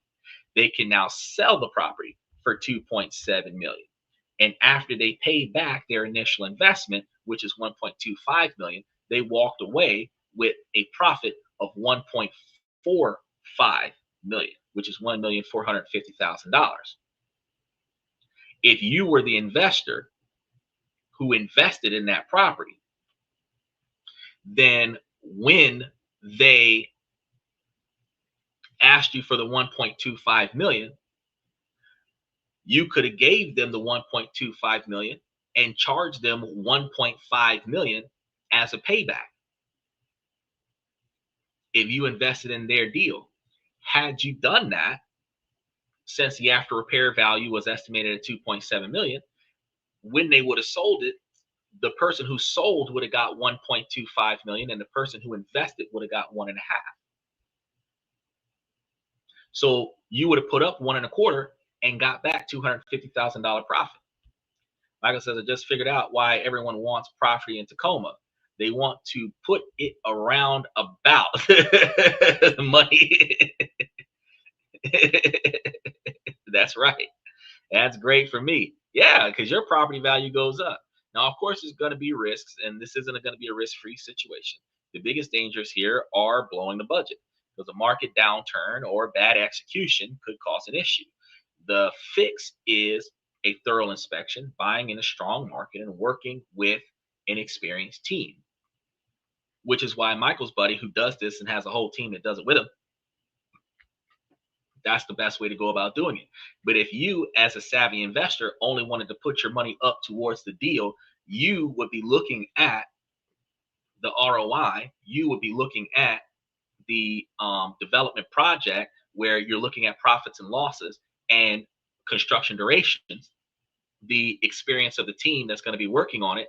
And then once you figured that part out, then you determine what your profit margin is going to be, and you agree to invest based on the probability of success. And this strategy is powerful because you create your own luck by finding the dirt and polishing it into a diamond. Way number two is going to be the distressed assets and creative financing loopholes. But while the first strategy was about fixing up a physically neglected property, this next one goes deeper into financially distressed situations, because we're looking for motivated sellers, owner financing, foreclosures, bankruptcies, or messy divorces. They probably have a problem, which isn't the building. It's their financial inability to keep it. So the key here is that the seller's main need isn't the highest price, it's the speed and certainty of the sale. This creates an opportunity to get a property at a big discount, often with amazing terms that does not involve a bank. This is actually a very interesting way to go about doing it, because if you have a property that's under foreclosure because the owner couldn't afford to pay the mortgage, you could buy the house from the foreclosed owner and then rent it out to them so that they don't have to move out of their house. You could buy the house under foreclosure from the bank and then do a rent to own contract from the tenant, the now tenant, where you're going to get back more money in interest off of this property than what the bank would have gotten off of the foreclosure. People don't think about that, because owners facing foreclosure, they don't want to move out. They don't have a choice. So if you're going to talk to the seller of a foreclosure, the property owner, and say, hey, I can save your house. I'll buy it from the bank for the foreclosure cost and then resell it to you at a better rate. That is a a steal for them. You still own the house, but you're putting them in a rent to own contract, where as long as they pay the rent, they're working towards paying off the cost of the loan with interest, which allows you to profit off of the house. And you could do a rent to own contract where you can say that 20% of the rent goes towards the loan, goes towards the valuation of the loan. Either way, however you work out the contract, because you bought their foreclosed house and allowed them to move back into it, they get to live in their family home for the remainder of their days at a more appropriate rate. Now, remember when I told you, if you don't raise the rent and the contract is structured around the primary tenant's responsibilities to maintain the property, you typically just bought their debt and resold it back to them for a premium. And all they're going to do now is just pay you instead of paying the bank,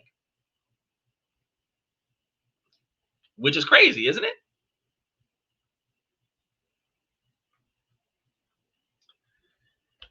Michael says you better have assets. You better have assets to leverage for the use of money. Yeah, that any hard money lending is going to be a situation where you have assets leverage. If you're doing working capital loans, you're leveraging the profits of the business, which means you put a lien on the business's assets because you can seize the business because they don't have enough money there. Michael says I just pay cash, easier and faster to close, which guarantees me success. But some fix and flippers don't have the cash. They're taught that they can use somebody else's money to buy the property. So you can be the one that is producing the money that they can use to buy the property. You could be the one that's producing the money that's helping them develop the property. However you structure, as long as you structure the contracts, it's smarter for you to go to the person, see the deal, shake hands in person, so that you can know where you're going to go to get your money back. But that's one of those things. And Michael says that would be a bad case scenario that they have no money. No, that's not true. A house is being foreclosed on because they missed. Because this is the problem with foreclosure. If you miss too many payments, you would lose the house. There's no room to refix the situation.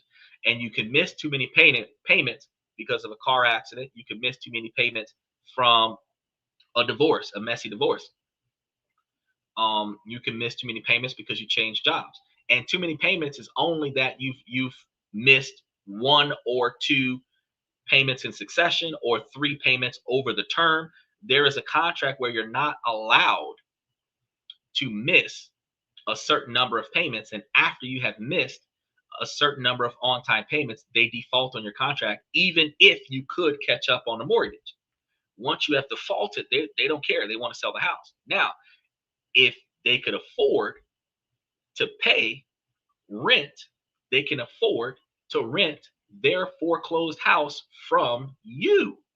So it's not a financial loss because you're buying the house from them. Now, when you think, oh, that's going to be counterproductive, not really. Let's say that the house is a $250,000 house. Let's say that out of the house, they had $140,000 left to pay on the house. Over the course of 10 years, that's $14,000 a year. Let's round up to $200,000 at $20,000 a year. That's a little bit high. Let's say 20 years, $10,000 a year, which is a little over $1,000 a month. Now, if you paid the $140,000 foreclosure to the bank, the tenant can afford to pay $1,000 a month, but they could not afford to pay $3,000 a month or $2,500 a month. If you bought the house for $140,000 from the bank and you put them in a lease to own contract for a $140,000 balance plus 14 or 15% interest annually compounded over the course of the loan, where there's no expiration date on this, that you are literally rent to own or lease to own, exactly like a lease. It's still a contract, and the contract is it's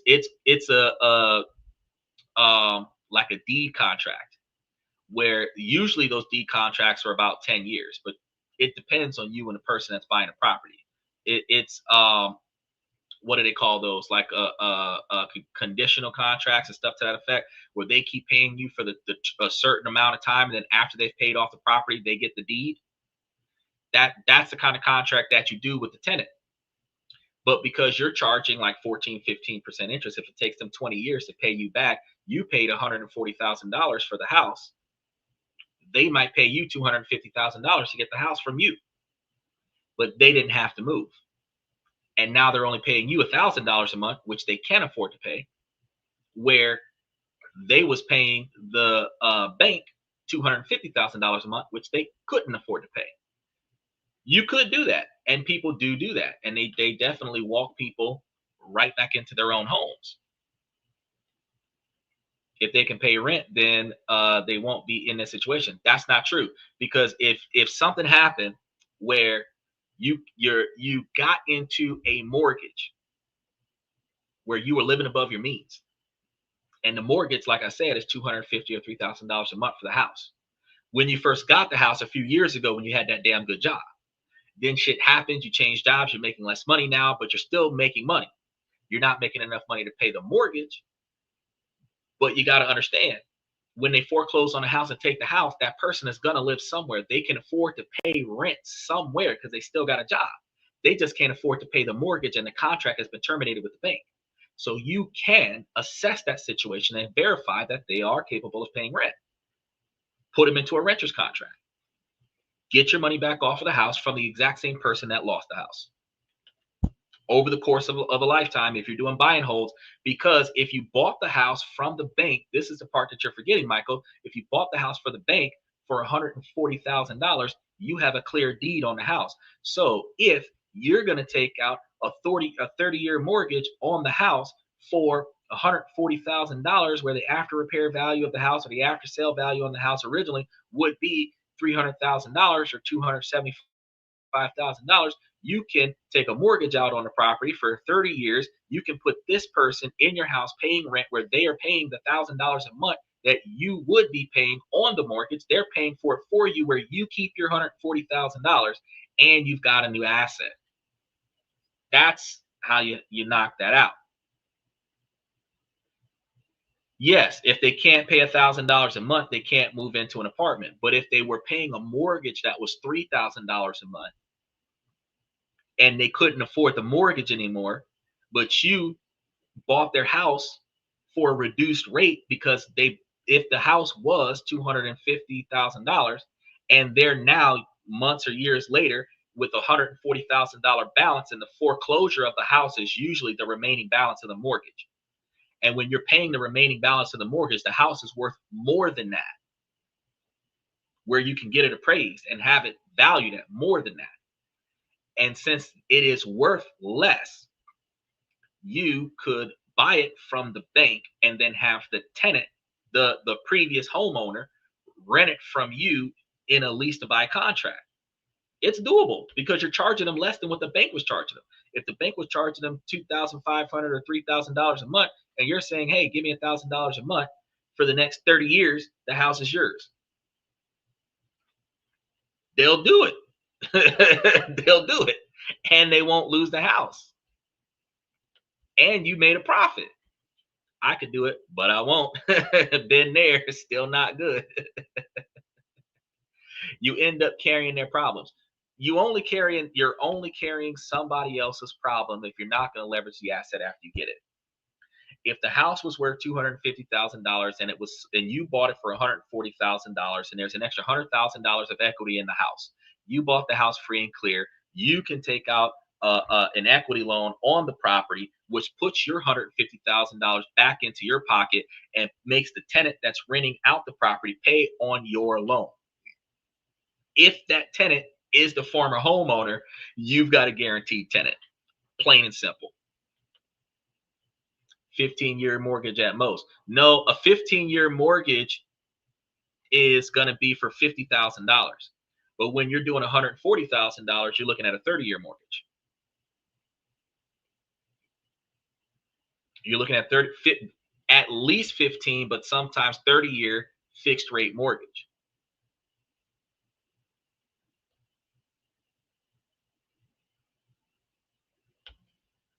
It can be done, but not from this guy. Oh no, we're talking about possibilities. I'm not encouraging you to do it. I'm just telling you that there's ways to make money out of it. Here's a question. He says, in my 20s, do you believe marriage can be beneficial? Marriage is only beneficial if you find a right partner that is willing to grow with you and build success with you. If you find a person for the wrong intentions, then marriage is not good for men, because men pay for women from the time they meet them until the time they die. They spend 41% of their income on women until the women break up with them and leave, or the woman divorces them and cleans out all of their money. And then if they get a divorce, the woman usually tries to take half of the man's assets and then put him on alimony. And God forbid there's children involved. Most states usually put the children with the mother by default, even though men take better care than women. And then ultimately the guy's going to have to pay for child support and alimony, and the woman gets the house. So no, it's not beneficial for men to get married, but it can be beneficial if you find the right person. So from the first date, you want to vet the person. And if you vet the person correctly, then you're sure to grow with that person. I've already showed you guys that two people with $50,000 a year incomes, where they could be, one as a teacher and one as a janitor, they could put their money together, live a $55,000 a year lifestyle, take the other 40,000, put it into stocks, bonds, or real estate, and build generational wealth. Within 10 to 15 years, they'd have millionaires in the bank. Trust paying them money, where the money coming back off of their investments would be paying for their entire standard of living, where both people can work 15 to 20 years into their relationship. 10 years at the fastest, but 15 years if they have unexpected expenses to do it along the way. And before they start talking about divorcing each other in 20, 25 years, everybody has quit their jobs and they're traveling the world and enjoying life. Yeah, it can be beneficial, but it requires for people to really make it make sense before they get started. Okay, go for a 30-year, then refinance. Exactly. That Michael's talking. What if they have more money than you? Doesn't matter. If you guys come to a reasonable understanding, you can 60-40, where the person who makes more money pays more than the person who makes less money, but y'all put y'all money together and y'all can invest in y'all's success. Y'all are staying together, his and her money, or his and his money, or her and her money. It is the collective of the relationship's money, where it doesn't matter how much each person is contributing, as long as they're putting in the most that they can put in for the success of the relationship. Yes, you can build wealth. You can build generational wealth. And if you're the kind of person that's going to not only build that generational wealth through the trust, you're going to throw life insurance policies on the plate, making the trust a beneficiary. If anybody in the family dies, whoever's still surviving gets to split the money, and that builds more generational wealth. If you have a trust that's making you more money than you need, you have the kind of trust that's able to pay for the life insurance policy. So you yourself not paying for the life insurance policy out of pocket, since the trust is a beneficiary of the life insurance policy, and the trust is paying for the life insurance policy. All you've got to do is outlive everybody else on the trust, and you get the most money. Plain and simple. Michael says, marry her, but check her purse for your balls. And the bank will be calling you for loans. Yep, that is true. Now, the key here is going to be the same, that the sellers may need isn't the highest price, it's the speed and certainty, right? So this is going to create an opportunity to get the property at a big discount, often with amazing terms that doesn't involve the bank, right? Now, the hidden opportunity here is that when an owner is under pressure, they become motivated sellers. A quick closing offer becomes incredibly valuable. This is where you can step in and use seller financing. Instead of you going to a bank, you ask the seller to be the bank. You give them a down payment and you make monthly payments to them. They get a steady income and you get control of the property for very little cash out of your pocket. Or, like Michael said, buy that bad boy cash up front. If you have $140,000 set aside, they're trying to short sell the house for a $250,000 house for 175. You say, hey, I'll give you 140 tomorrow. The only thing they're waiting for is 3 to 5 day wire transfer. They'll sell the house because they need the house this month. You understand? That's how it works. He's been getting a lot of asset streams. That's because you're contributing to the channel. Make sure that you continue to like and subscribe. As long as the end result is success. Exactly. Make sure that you pay attention to that. Now, money talks and BS walks. Y'all know that, right? Finding motivated sellers. This is a proactive hunt. By monitoring public records for pre-foreclosure notices and networking with attorneys, you can craft the offer. A typical seller finance offer might be 10 to 20% down, with the seller carrying the rest of the loan for 3 to 5 years. That can happen. Or you can get it all done right now. The subject to strategy is going to be an even more powerful move, which is buying subject to, and this is going to be the existing mortgage. You're going to take over the property and just start making the seller's mortgage payment, which is almost the same thing that I was talking to you guys about before. And this is perfect when a seller has a great low interest rate. The seller is happy because it stops the foreclosure and saves their credit. And if you're going to be doing something like this, and then they're going to be paying you back in, with interest, you're fixing the problem. If you become the problem solver, you can put interest on being the problem solver. Michael says, do you take cash? Can close the day. The money is already in escrow, just waiting. Oh yeah, the money is going to have to be in escrow, because these days it is not a good idea to walk into a business deal where somebody's handing you a briefcase with $150,000 or $200,000, $300,000 of cash in a couple of briefcases. While that is on my bucket list to do, is to buy something with a briefcase full of cash. It is easier and safer to put the money in an escrow account and then wire transfer it to the other person once the deal is locked in. Now you're going to be creating value out of getting out of the deal, because once you control the property, you can fix it up and increase its income. The goal is going to be to raise the property's value so that within a few years you can either sell it or refinance to get a new loan and pay off the seller, or pay off the hard money lender if you have a hard money lender involved, and pull your cash back out of the property. There's a case study about this where the subject to apartment deal had an investor find a unit. It was 12-unit apartment building. The owner is tired and behind on payments. The bank is about to foreclose. The property is worth $1.2 million, and the owner has an existing mortgage with a balance of about $850,000. The investor makes a subject to offer. He gives the owner $50,000 in cash and takes over the $850,000 mortgage, which is $900,000 total. He now controls a $1.2 million property for just $50,000 out of his pocket. The plan here is that he's going to put another $60,000 into the property, which puts him at $960,000, and that's going to go towards cosmetic upgrades and raising rents. The result is that 24 months later, this building is going to be newly appraised at a value of $1.6 million. Now, his exit is that the investor gets the new loan for $1.2 million out of the $1.6 million value. And with this, he pays off the original $850,000 mortgage and gets back his $50,000 in cash and his $60,000 in renovation. And he has left $240,000 in tax-free cash, and still owns the cash flowing building because the tenants are going to keep paying the rent. Remember to like and subscribe. He's going to play some chess. He's going to keep watching though. Don't think that he ain't going to push that button. Who are the other people from YouTube besides you and Michael that haven't been saying anything. There are quite a few people that are on here watching from YouTube, and there's quite a few people that are watching from Twitter, and there's quite a few people that are watching from Twitch.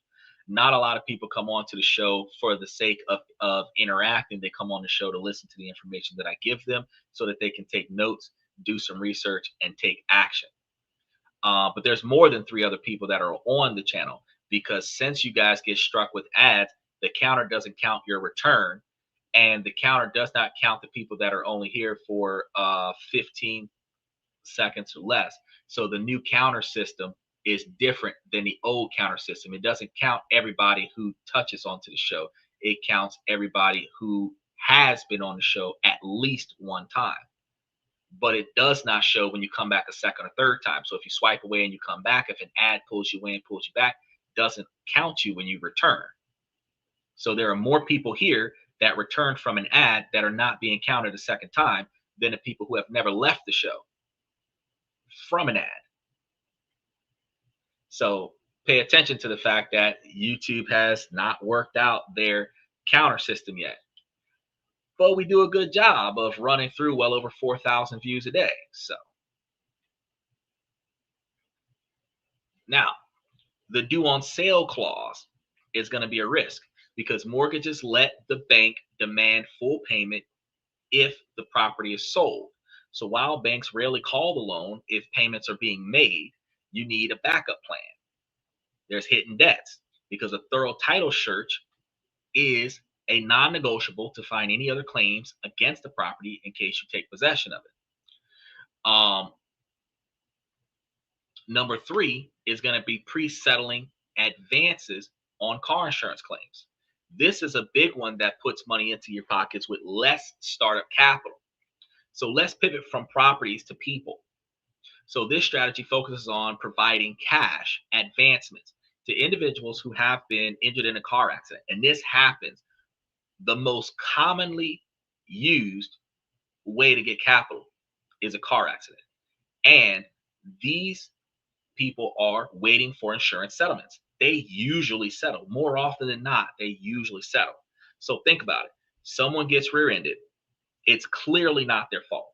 They're injured, can't work, and the medical bills are starting to pile up.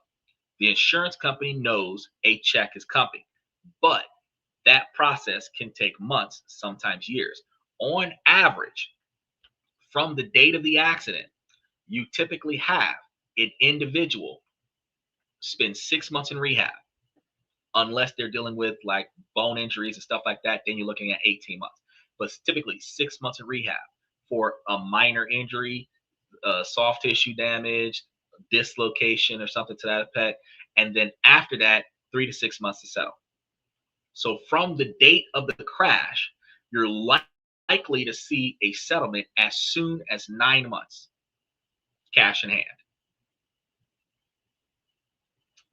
Then, if there's broken bones and other stuff like that, if litigation has to happen, you might be likely to see a settlement in like a year to 18 months, which is still the same threshold for working capital loans and hard money lending. Now, the injured individual needs money now. There's a hidden opportunity here, and I've experienced this once before. The gap between the accident and the settlement creates immense financial pressure. Remember, I told you, we capitalize off of the weak, we capitalize off of the desperate, and we capitalize off of the ignorant. We also capitalize off of the elderly, but those are the ways that you capitalize. Those who can't do, those are in desperate need of, those are too stupid to know better, and everyone else, the individuals that, you know, made mistakes and now they have to suffer the consequences of their mistakes and they need a bailout. Insurance companies can use this delay to their advantage. They're going to offer a lowball settlement to a desperate person who can't afford to wait. They typically try to go through your history. They do some type of background check on you, financial background check, before they start talking to settlement, so that they can pressure you into taking a low ball response just so that you can get this over with. An investor can step in to this gap. You provide the injured person with a small cash advance to cover their living expenses. This isn't a loan. It's a non-recourse investment in their future settlement. So if they don't get a settlement, which is rare, in a clear-cut case, you lose your money. But in exchange for that risk, you're providing immediate cash. You get a portion of the final settlement. The playbook here is you're going to find the opportunities. Investors typically work through specialized platforms or building relationships with personal injury attorneys who see these situations on a daily basis. Vetting the claim, you're going to be using this opportunity, which is going to be much simpler than a complex commercial case, where the key questions are, is the liability clear? And is there a valid insurance policy on the other side with limits high enough to cover everything? If you're partnering with a insurance company, or not an insurance company, a insurance attorney who takes these claims, like Morgan or other someone like that, they would be able to assess their client and verify that the potential for settlement has a minimum guaranteed expectation, regardless of the maximum guaranteed expectation. You'll be able to ask yourself, what are the documented damages, including the cost of medical bills that stacked up so far, lost wages that stacked up so far, and then you'll be able to provide the advance. You offer cash advance amounts typically between $500 and $5,000 per request, based on a conservative estimate of the financial settlement. What's the lowest that the attorney believes that this case will go for? And out of that, how much of it might be taken out for expenses? Because the attorney's going to get their cut, medical's going to get their cut, and whatever's left over goes to the client. You structure the return. When the case settles, the plaintiff's attorney is going to repay your advance directly from the proceeds that the plaintiff gets, plus a predefined fee or multiplier. For example, you might advance $2,000 in exchange for a $3,000 repayment from the settlement. Straight up. Case study that this occurred in: car accident advancement. Let's say Maria was in an accident where the other driver was clearly at fault. Her lawyer expects a settlement for around $40,000. It's usually typical between $40,000 and $50,000, but it would take at least a year for her to get the money. Maria is out of work and struggling to pay her rent. The investor, which is you, sees an opportunity through funding the platform, or maybe you might get it through a funding platform, or you might get a heads up from the attorney, because you might have a relationship with the attorney. She might call the attorney and ask the attorney, is there a way that she can get some of the money while she waits? The attorney is not going to provide her with the advance. The attorney is going to call you.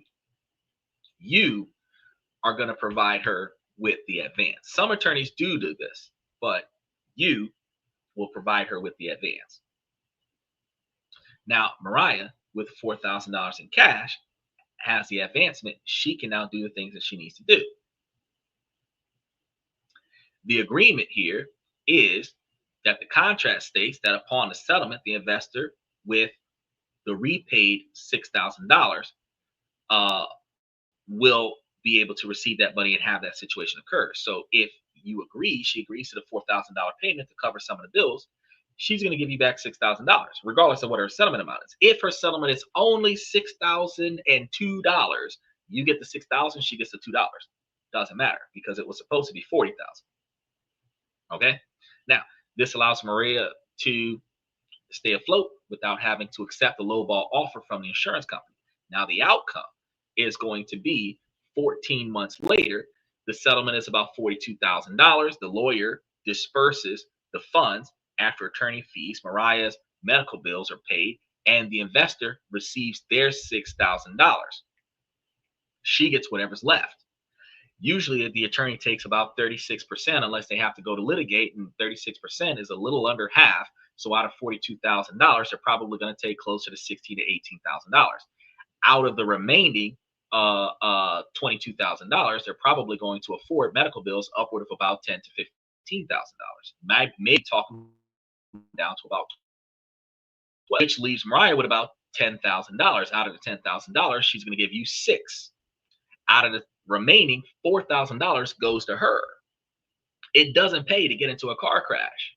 Back when we were younger, back in the late 80s and early 90s, and maybe even the mid to late 2000s, it was hit me, I dare you. These days, nah, I gotta swerve out of that.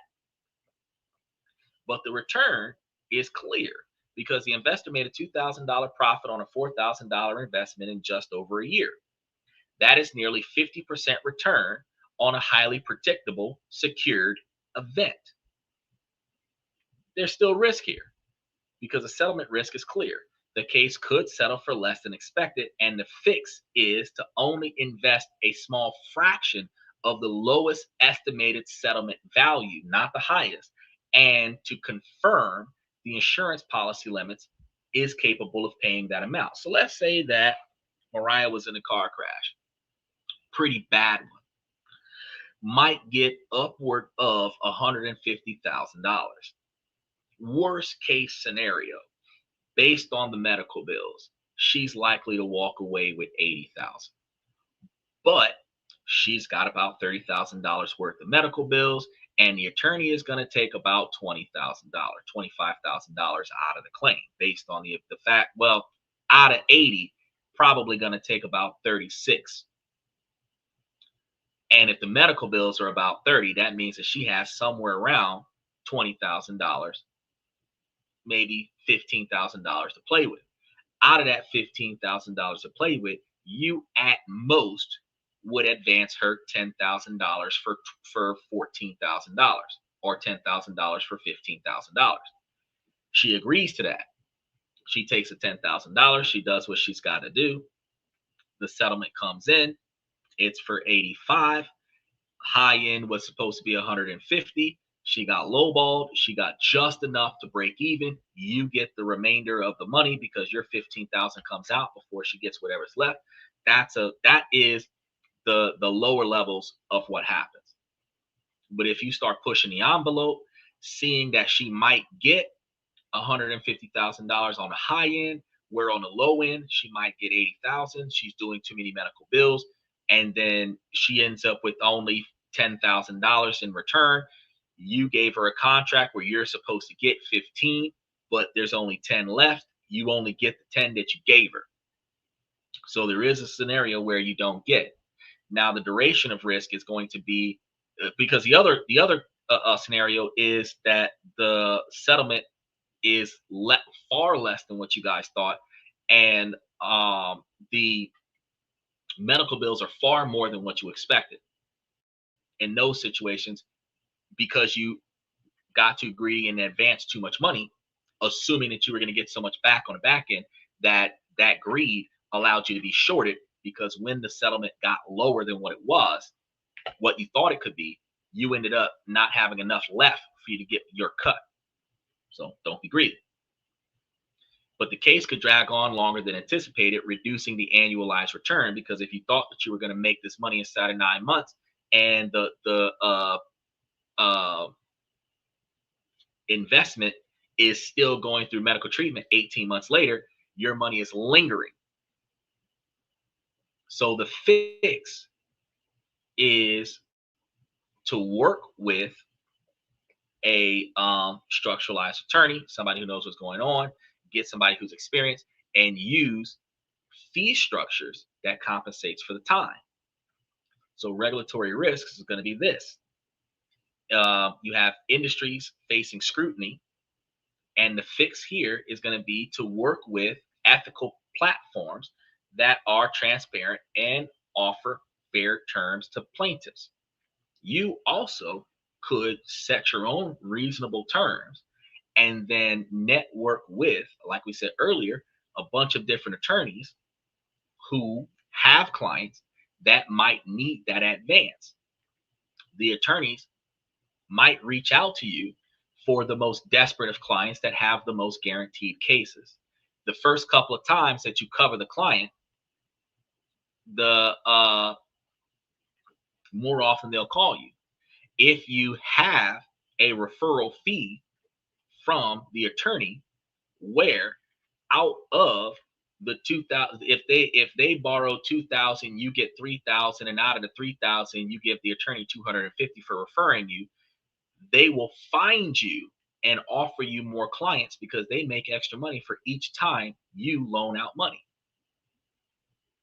And that incentivizes them to advertise for you with their claims.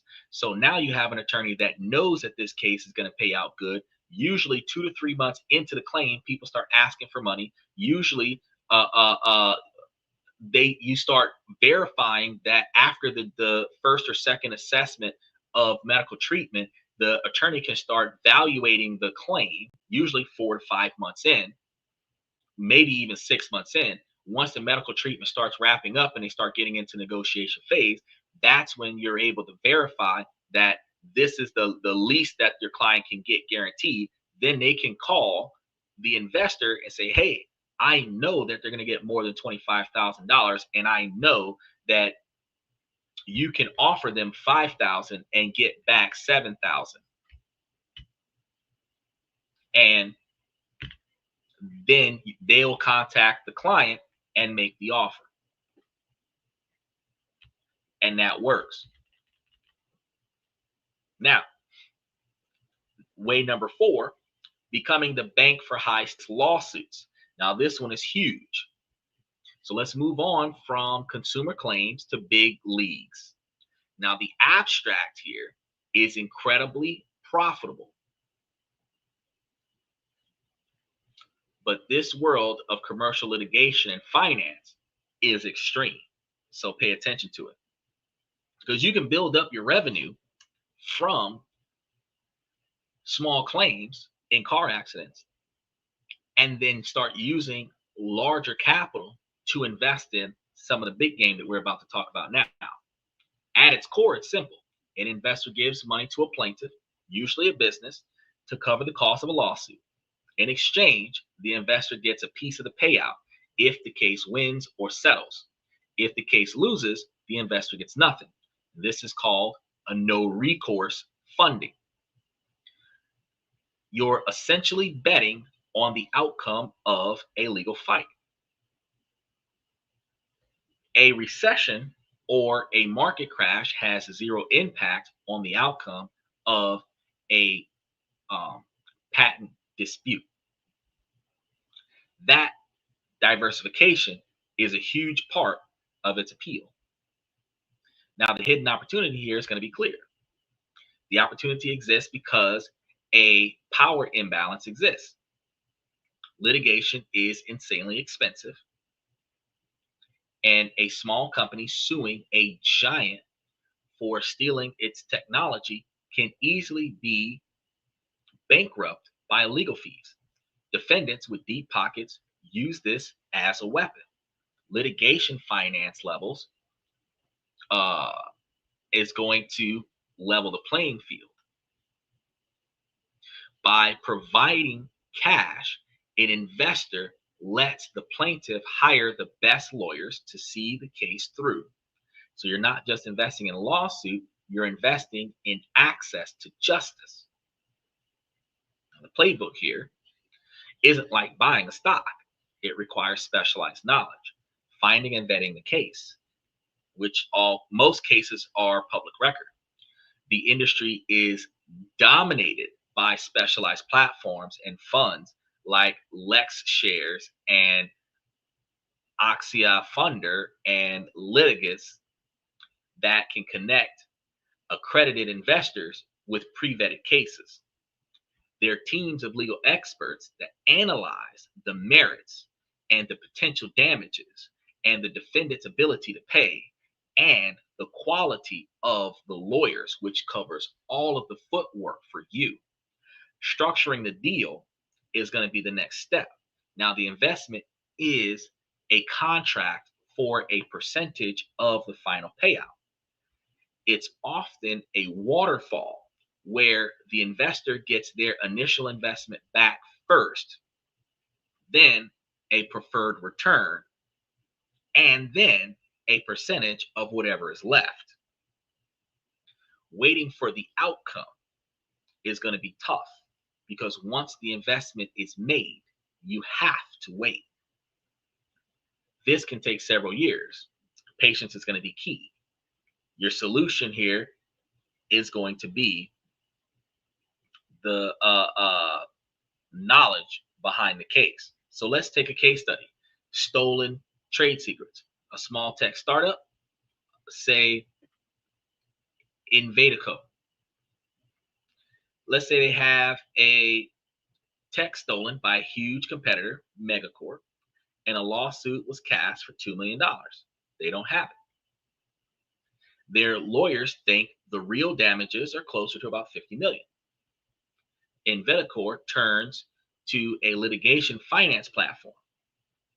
The investment starts here.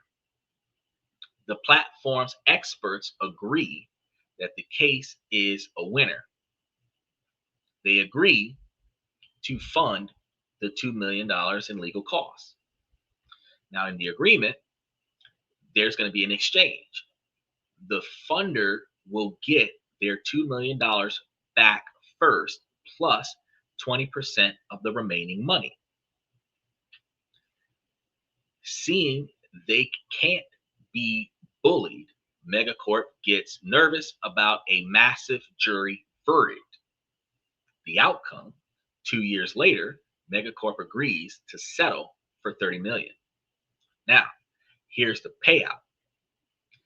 The plaintiff's lawyers get their fee first from the rest of the litigation. The litigation funders gets their $2 million investment back plus their 20% profit, which in this situation comes out to $4 million. Now, Inveticorp walks away with 14 million. The investor turns $2 million investment into $6 million payout, which is a 200% return. The risk here is drastic. The binary risk is going to be that this is huge because if the case loses, your entire investment is gone. The fix is going to be diversification. You never put all your money into one case. Long timelines is going to be an issue because lawsuits can drag out forever. The fix here is going to be experience. If you experience as a funder backed delays, their models, then you will be more successful. For example, like I told you before, if you are making a lot of successful returns on the smaller investments for the guaranteed settlements for car claims, you build up $2 million that you can invest towards a large claim. While you're turning profits from the small claim, your large claim is pending. If your large claim pays out, you've got $4 million extra dollars where you can put $2 million towards another claim, and you still have $4 million worth of profit while you're still rotating out maybe $100,000 towards 15 different small claims cases.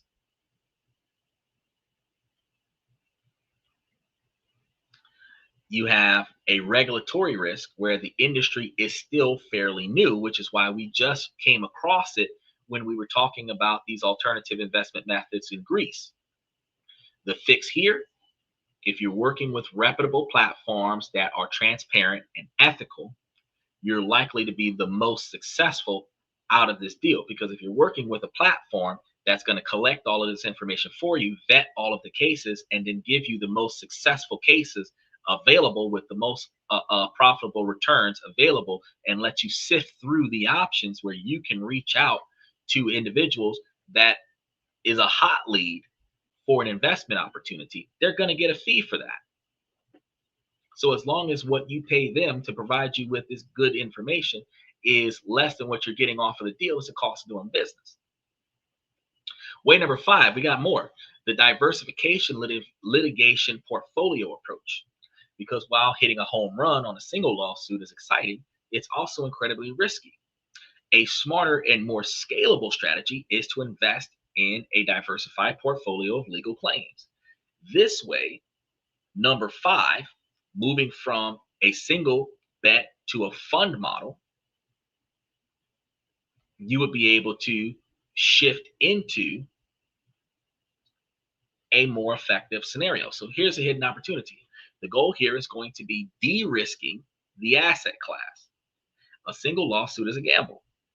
A portfolio of 50 vetted lawsuits is a statistical investment. The law of large numbers starts to work for you. While any single case might fail or take significantly too long to resolve itself, it's statistically very unlikely for the whole portfolio of strong claims to fail at the same time. So by investing in a fund, you're buying the the expertise of the fund's managers. Now the playbook here is going to be sound. Your funding structure is going to be a litigation that is funded in a pool of money from investors, and the fund manager then uses that capital to invest in a portfolio of lawsuits. Now, your portfolio construction is going to be simple. The key to a winning fund is smart diversification across case types and case sizes and jurisdictions.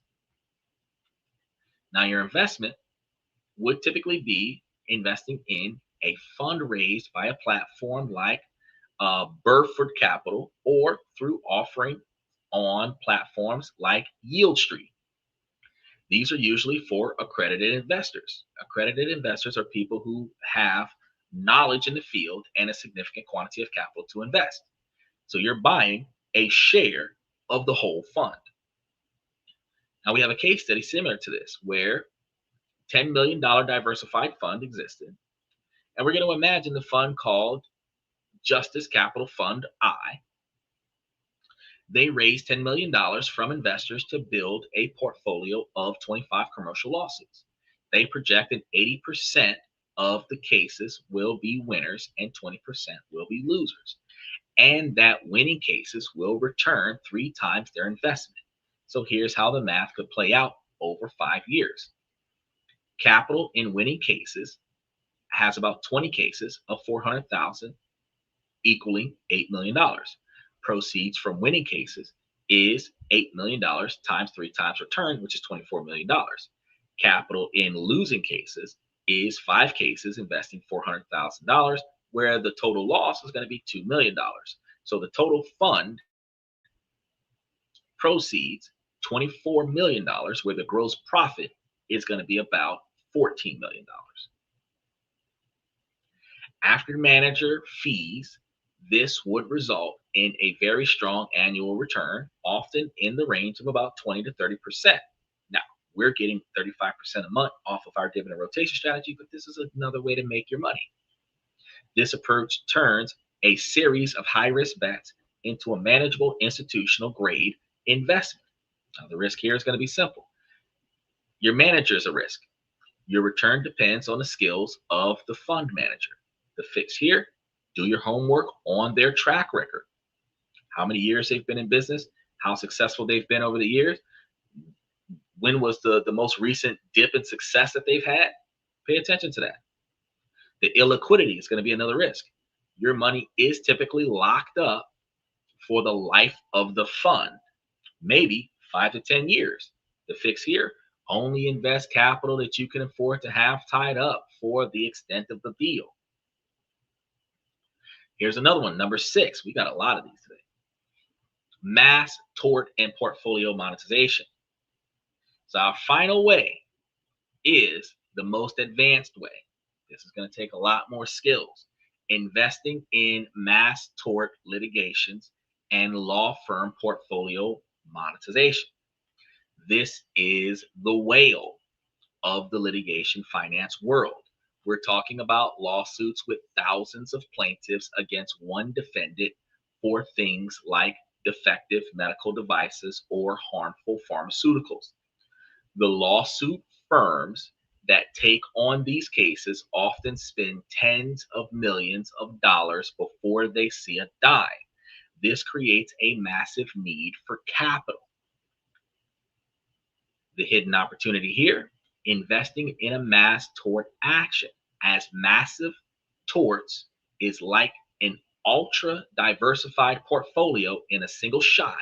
You're not betting on one plaintiff, you're investing in the outcome for thousands.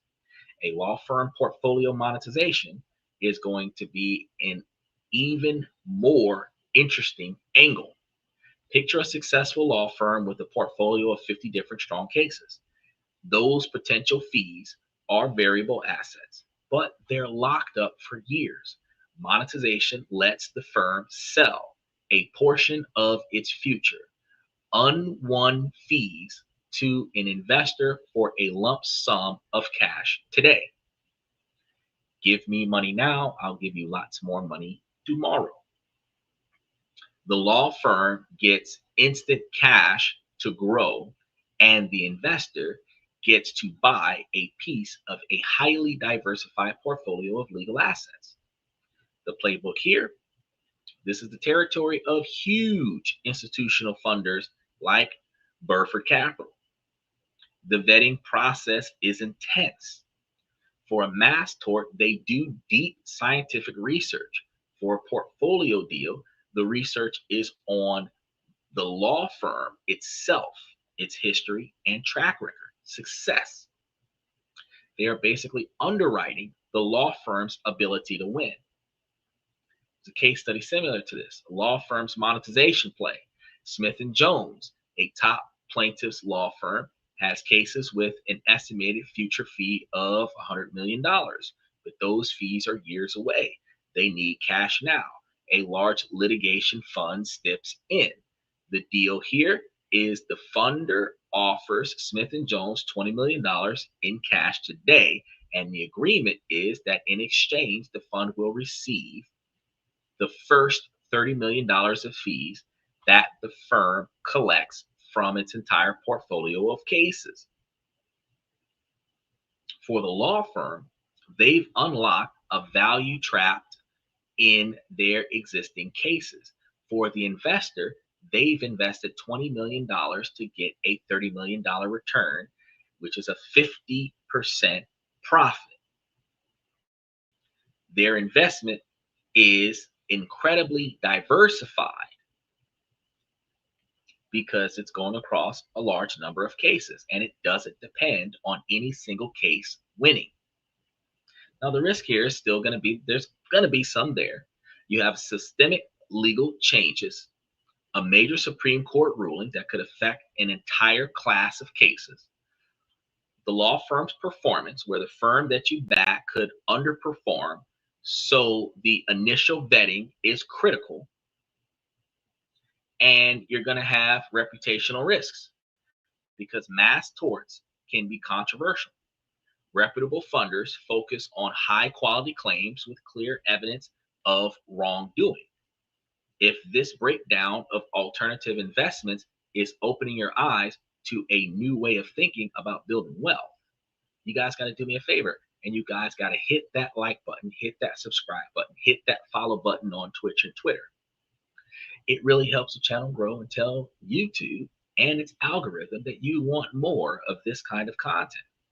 And if you want to keep learning the strategies that top investors are using to make sure that you take advantage of not just hitting the subscribe button, but also hitting the notification bell on a YouTube channel. And don't miss any of the shows that we've got coming up next, because we do have investments in other countries that we're going to be posting later today for tomorrow. And we also have the rest of this week already lined up. So let's recap. We've just covered 6 powerful ways that underfunded projects are creating the next wave of millionaires. The overlooked commercial properties, which are ugly ducklings, buying ugly commercial buildings and forcing appreciation through smart renovations. The distressed asset loopholes, we're finding motivated sellers and using creative financing to acquire properties with little money down, pre-settled car insurance advancements, where we're funding the gap for injured people awaiting a settlement, providing them cash for our secured fixed return, becoming the bank for a lawsuit. We're investing in single high potential commercial lawsuits for a piece of the payout.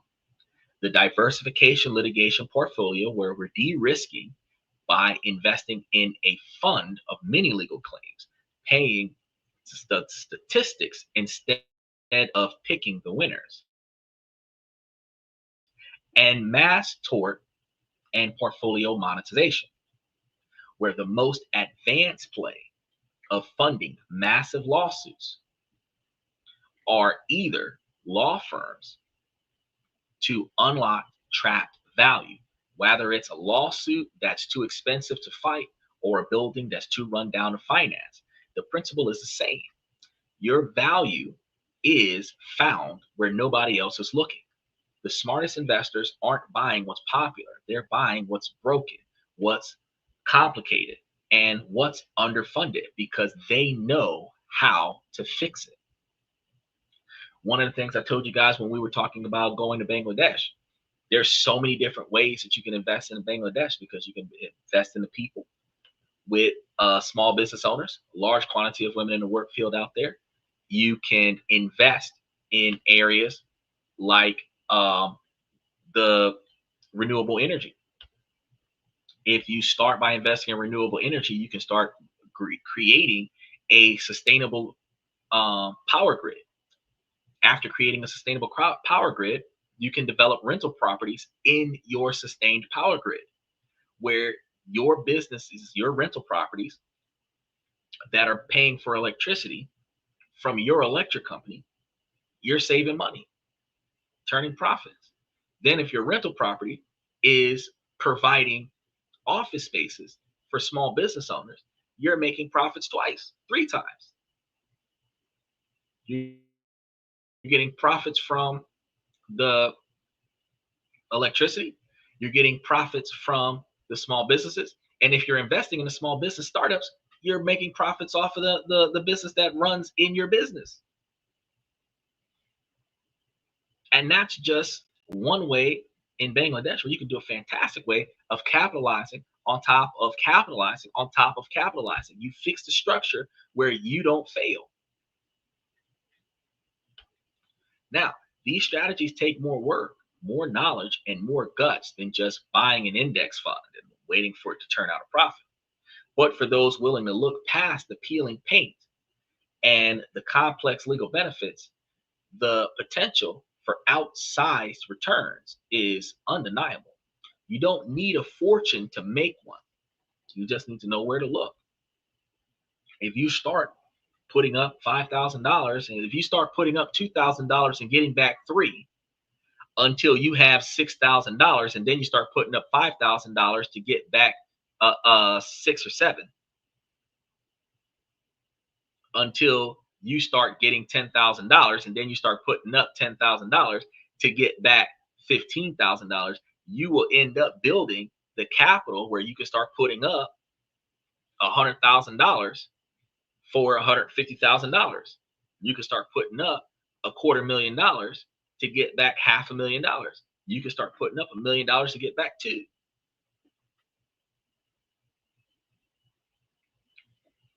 The opportunities are out there, hiding in plain sight, disguised as problems. We profit off of problems.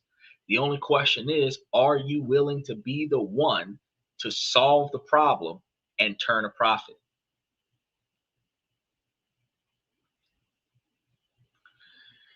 I want you guys to make sure that you tell me in the comments which of these 6 strategies you found the most interesting, because I read everybody's comments and I try to respond to them same day if possible.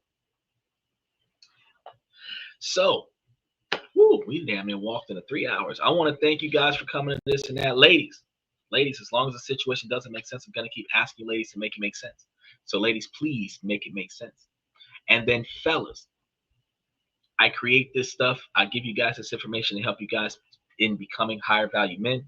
I actually provide you guys with all of the tools and resources to help you guys find different ways to improve your financial life so that you have more abilities to take care of your personal life. And then Thursday through Saturday, actually, and sometimes on Sunday, I provide you with relationship advice and decision-making advice to help you improve your personal life. Because if you have peace in your personal life, you can focus more on finding alternative ways to improve your financial life. Once you're able to fix both, then you're able to have satisfaction throughout your life. If you proactively take the time out of your day to fix the things that are inside of your control that makes your life better, you will no longer dislike the things that are in your life that has you unhappy. And ladies, this information is not just for the men. This isn't gender exclusive. You can take this information and make yourselves higher value women. But what it takes is for you to proactively recognize the things in your life that needs changing, and then recognize what can you do about it, and then be proactive about getting that done.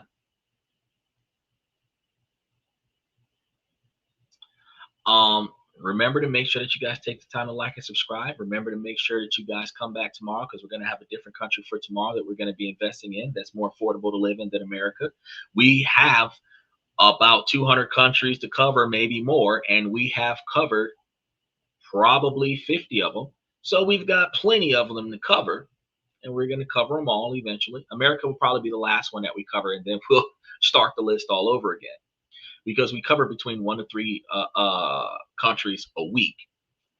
So I want to say that we have covered about 50 countries since we started covering countries since the election started. So we've been covering at least one country per week, 1 to 3 countries per week, and we've been doing some follow-ups.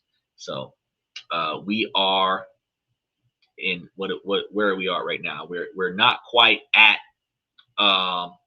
40 weeks out of the month, but we have doubled down on a few countries, so we should be right about 50 countries that we've covered so far. So I believe we got another year left worth of covering countries for the first time before we double back and start following up on all the countries that we've talked about before.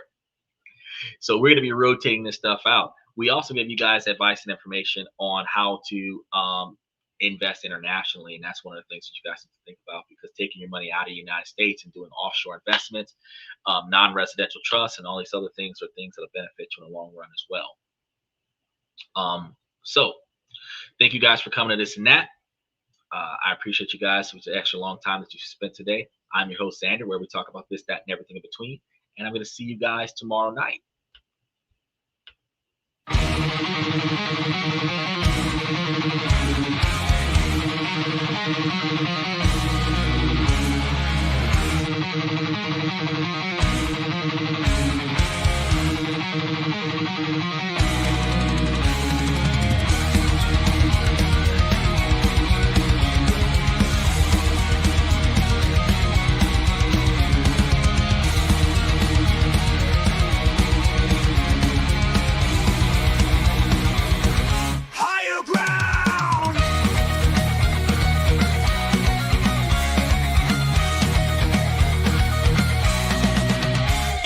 Chase validation, now I validate myself.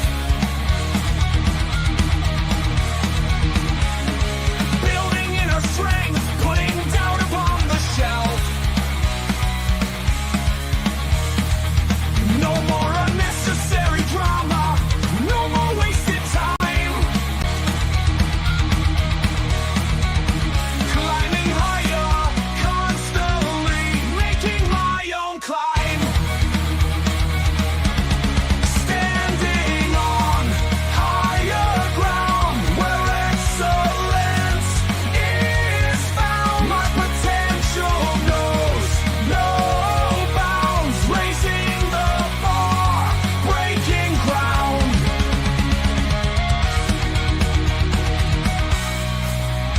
My network is my net worth. Choose your company wise. Surround yourself with eagles, not with sheep in disguise. Every interaction is a reflection of my brand. Quality over quantity. That's my personal command. I'm not mounted on higher ground where excellence is found. My potential knows no bounds, raising the bar, breaking ground.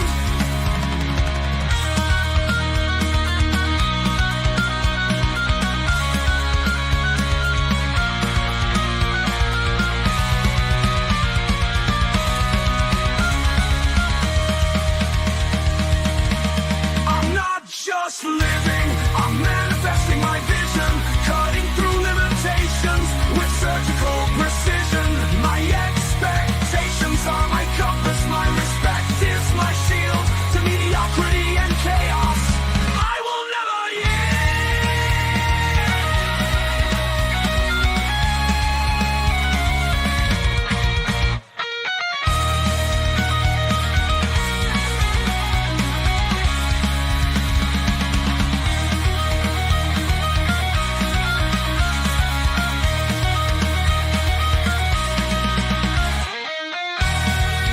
I'm not just living, I'm manifesting my vision, cutting through limitations with surgical precision. My expectations are my compass, my respect is my shield to mediocrity and chaos. I will never yield.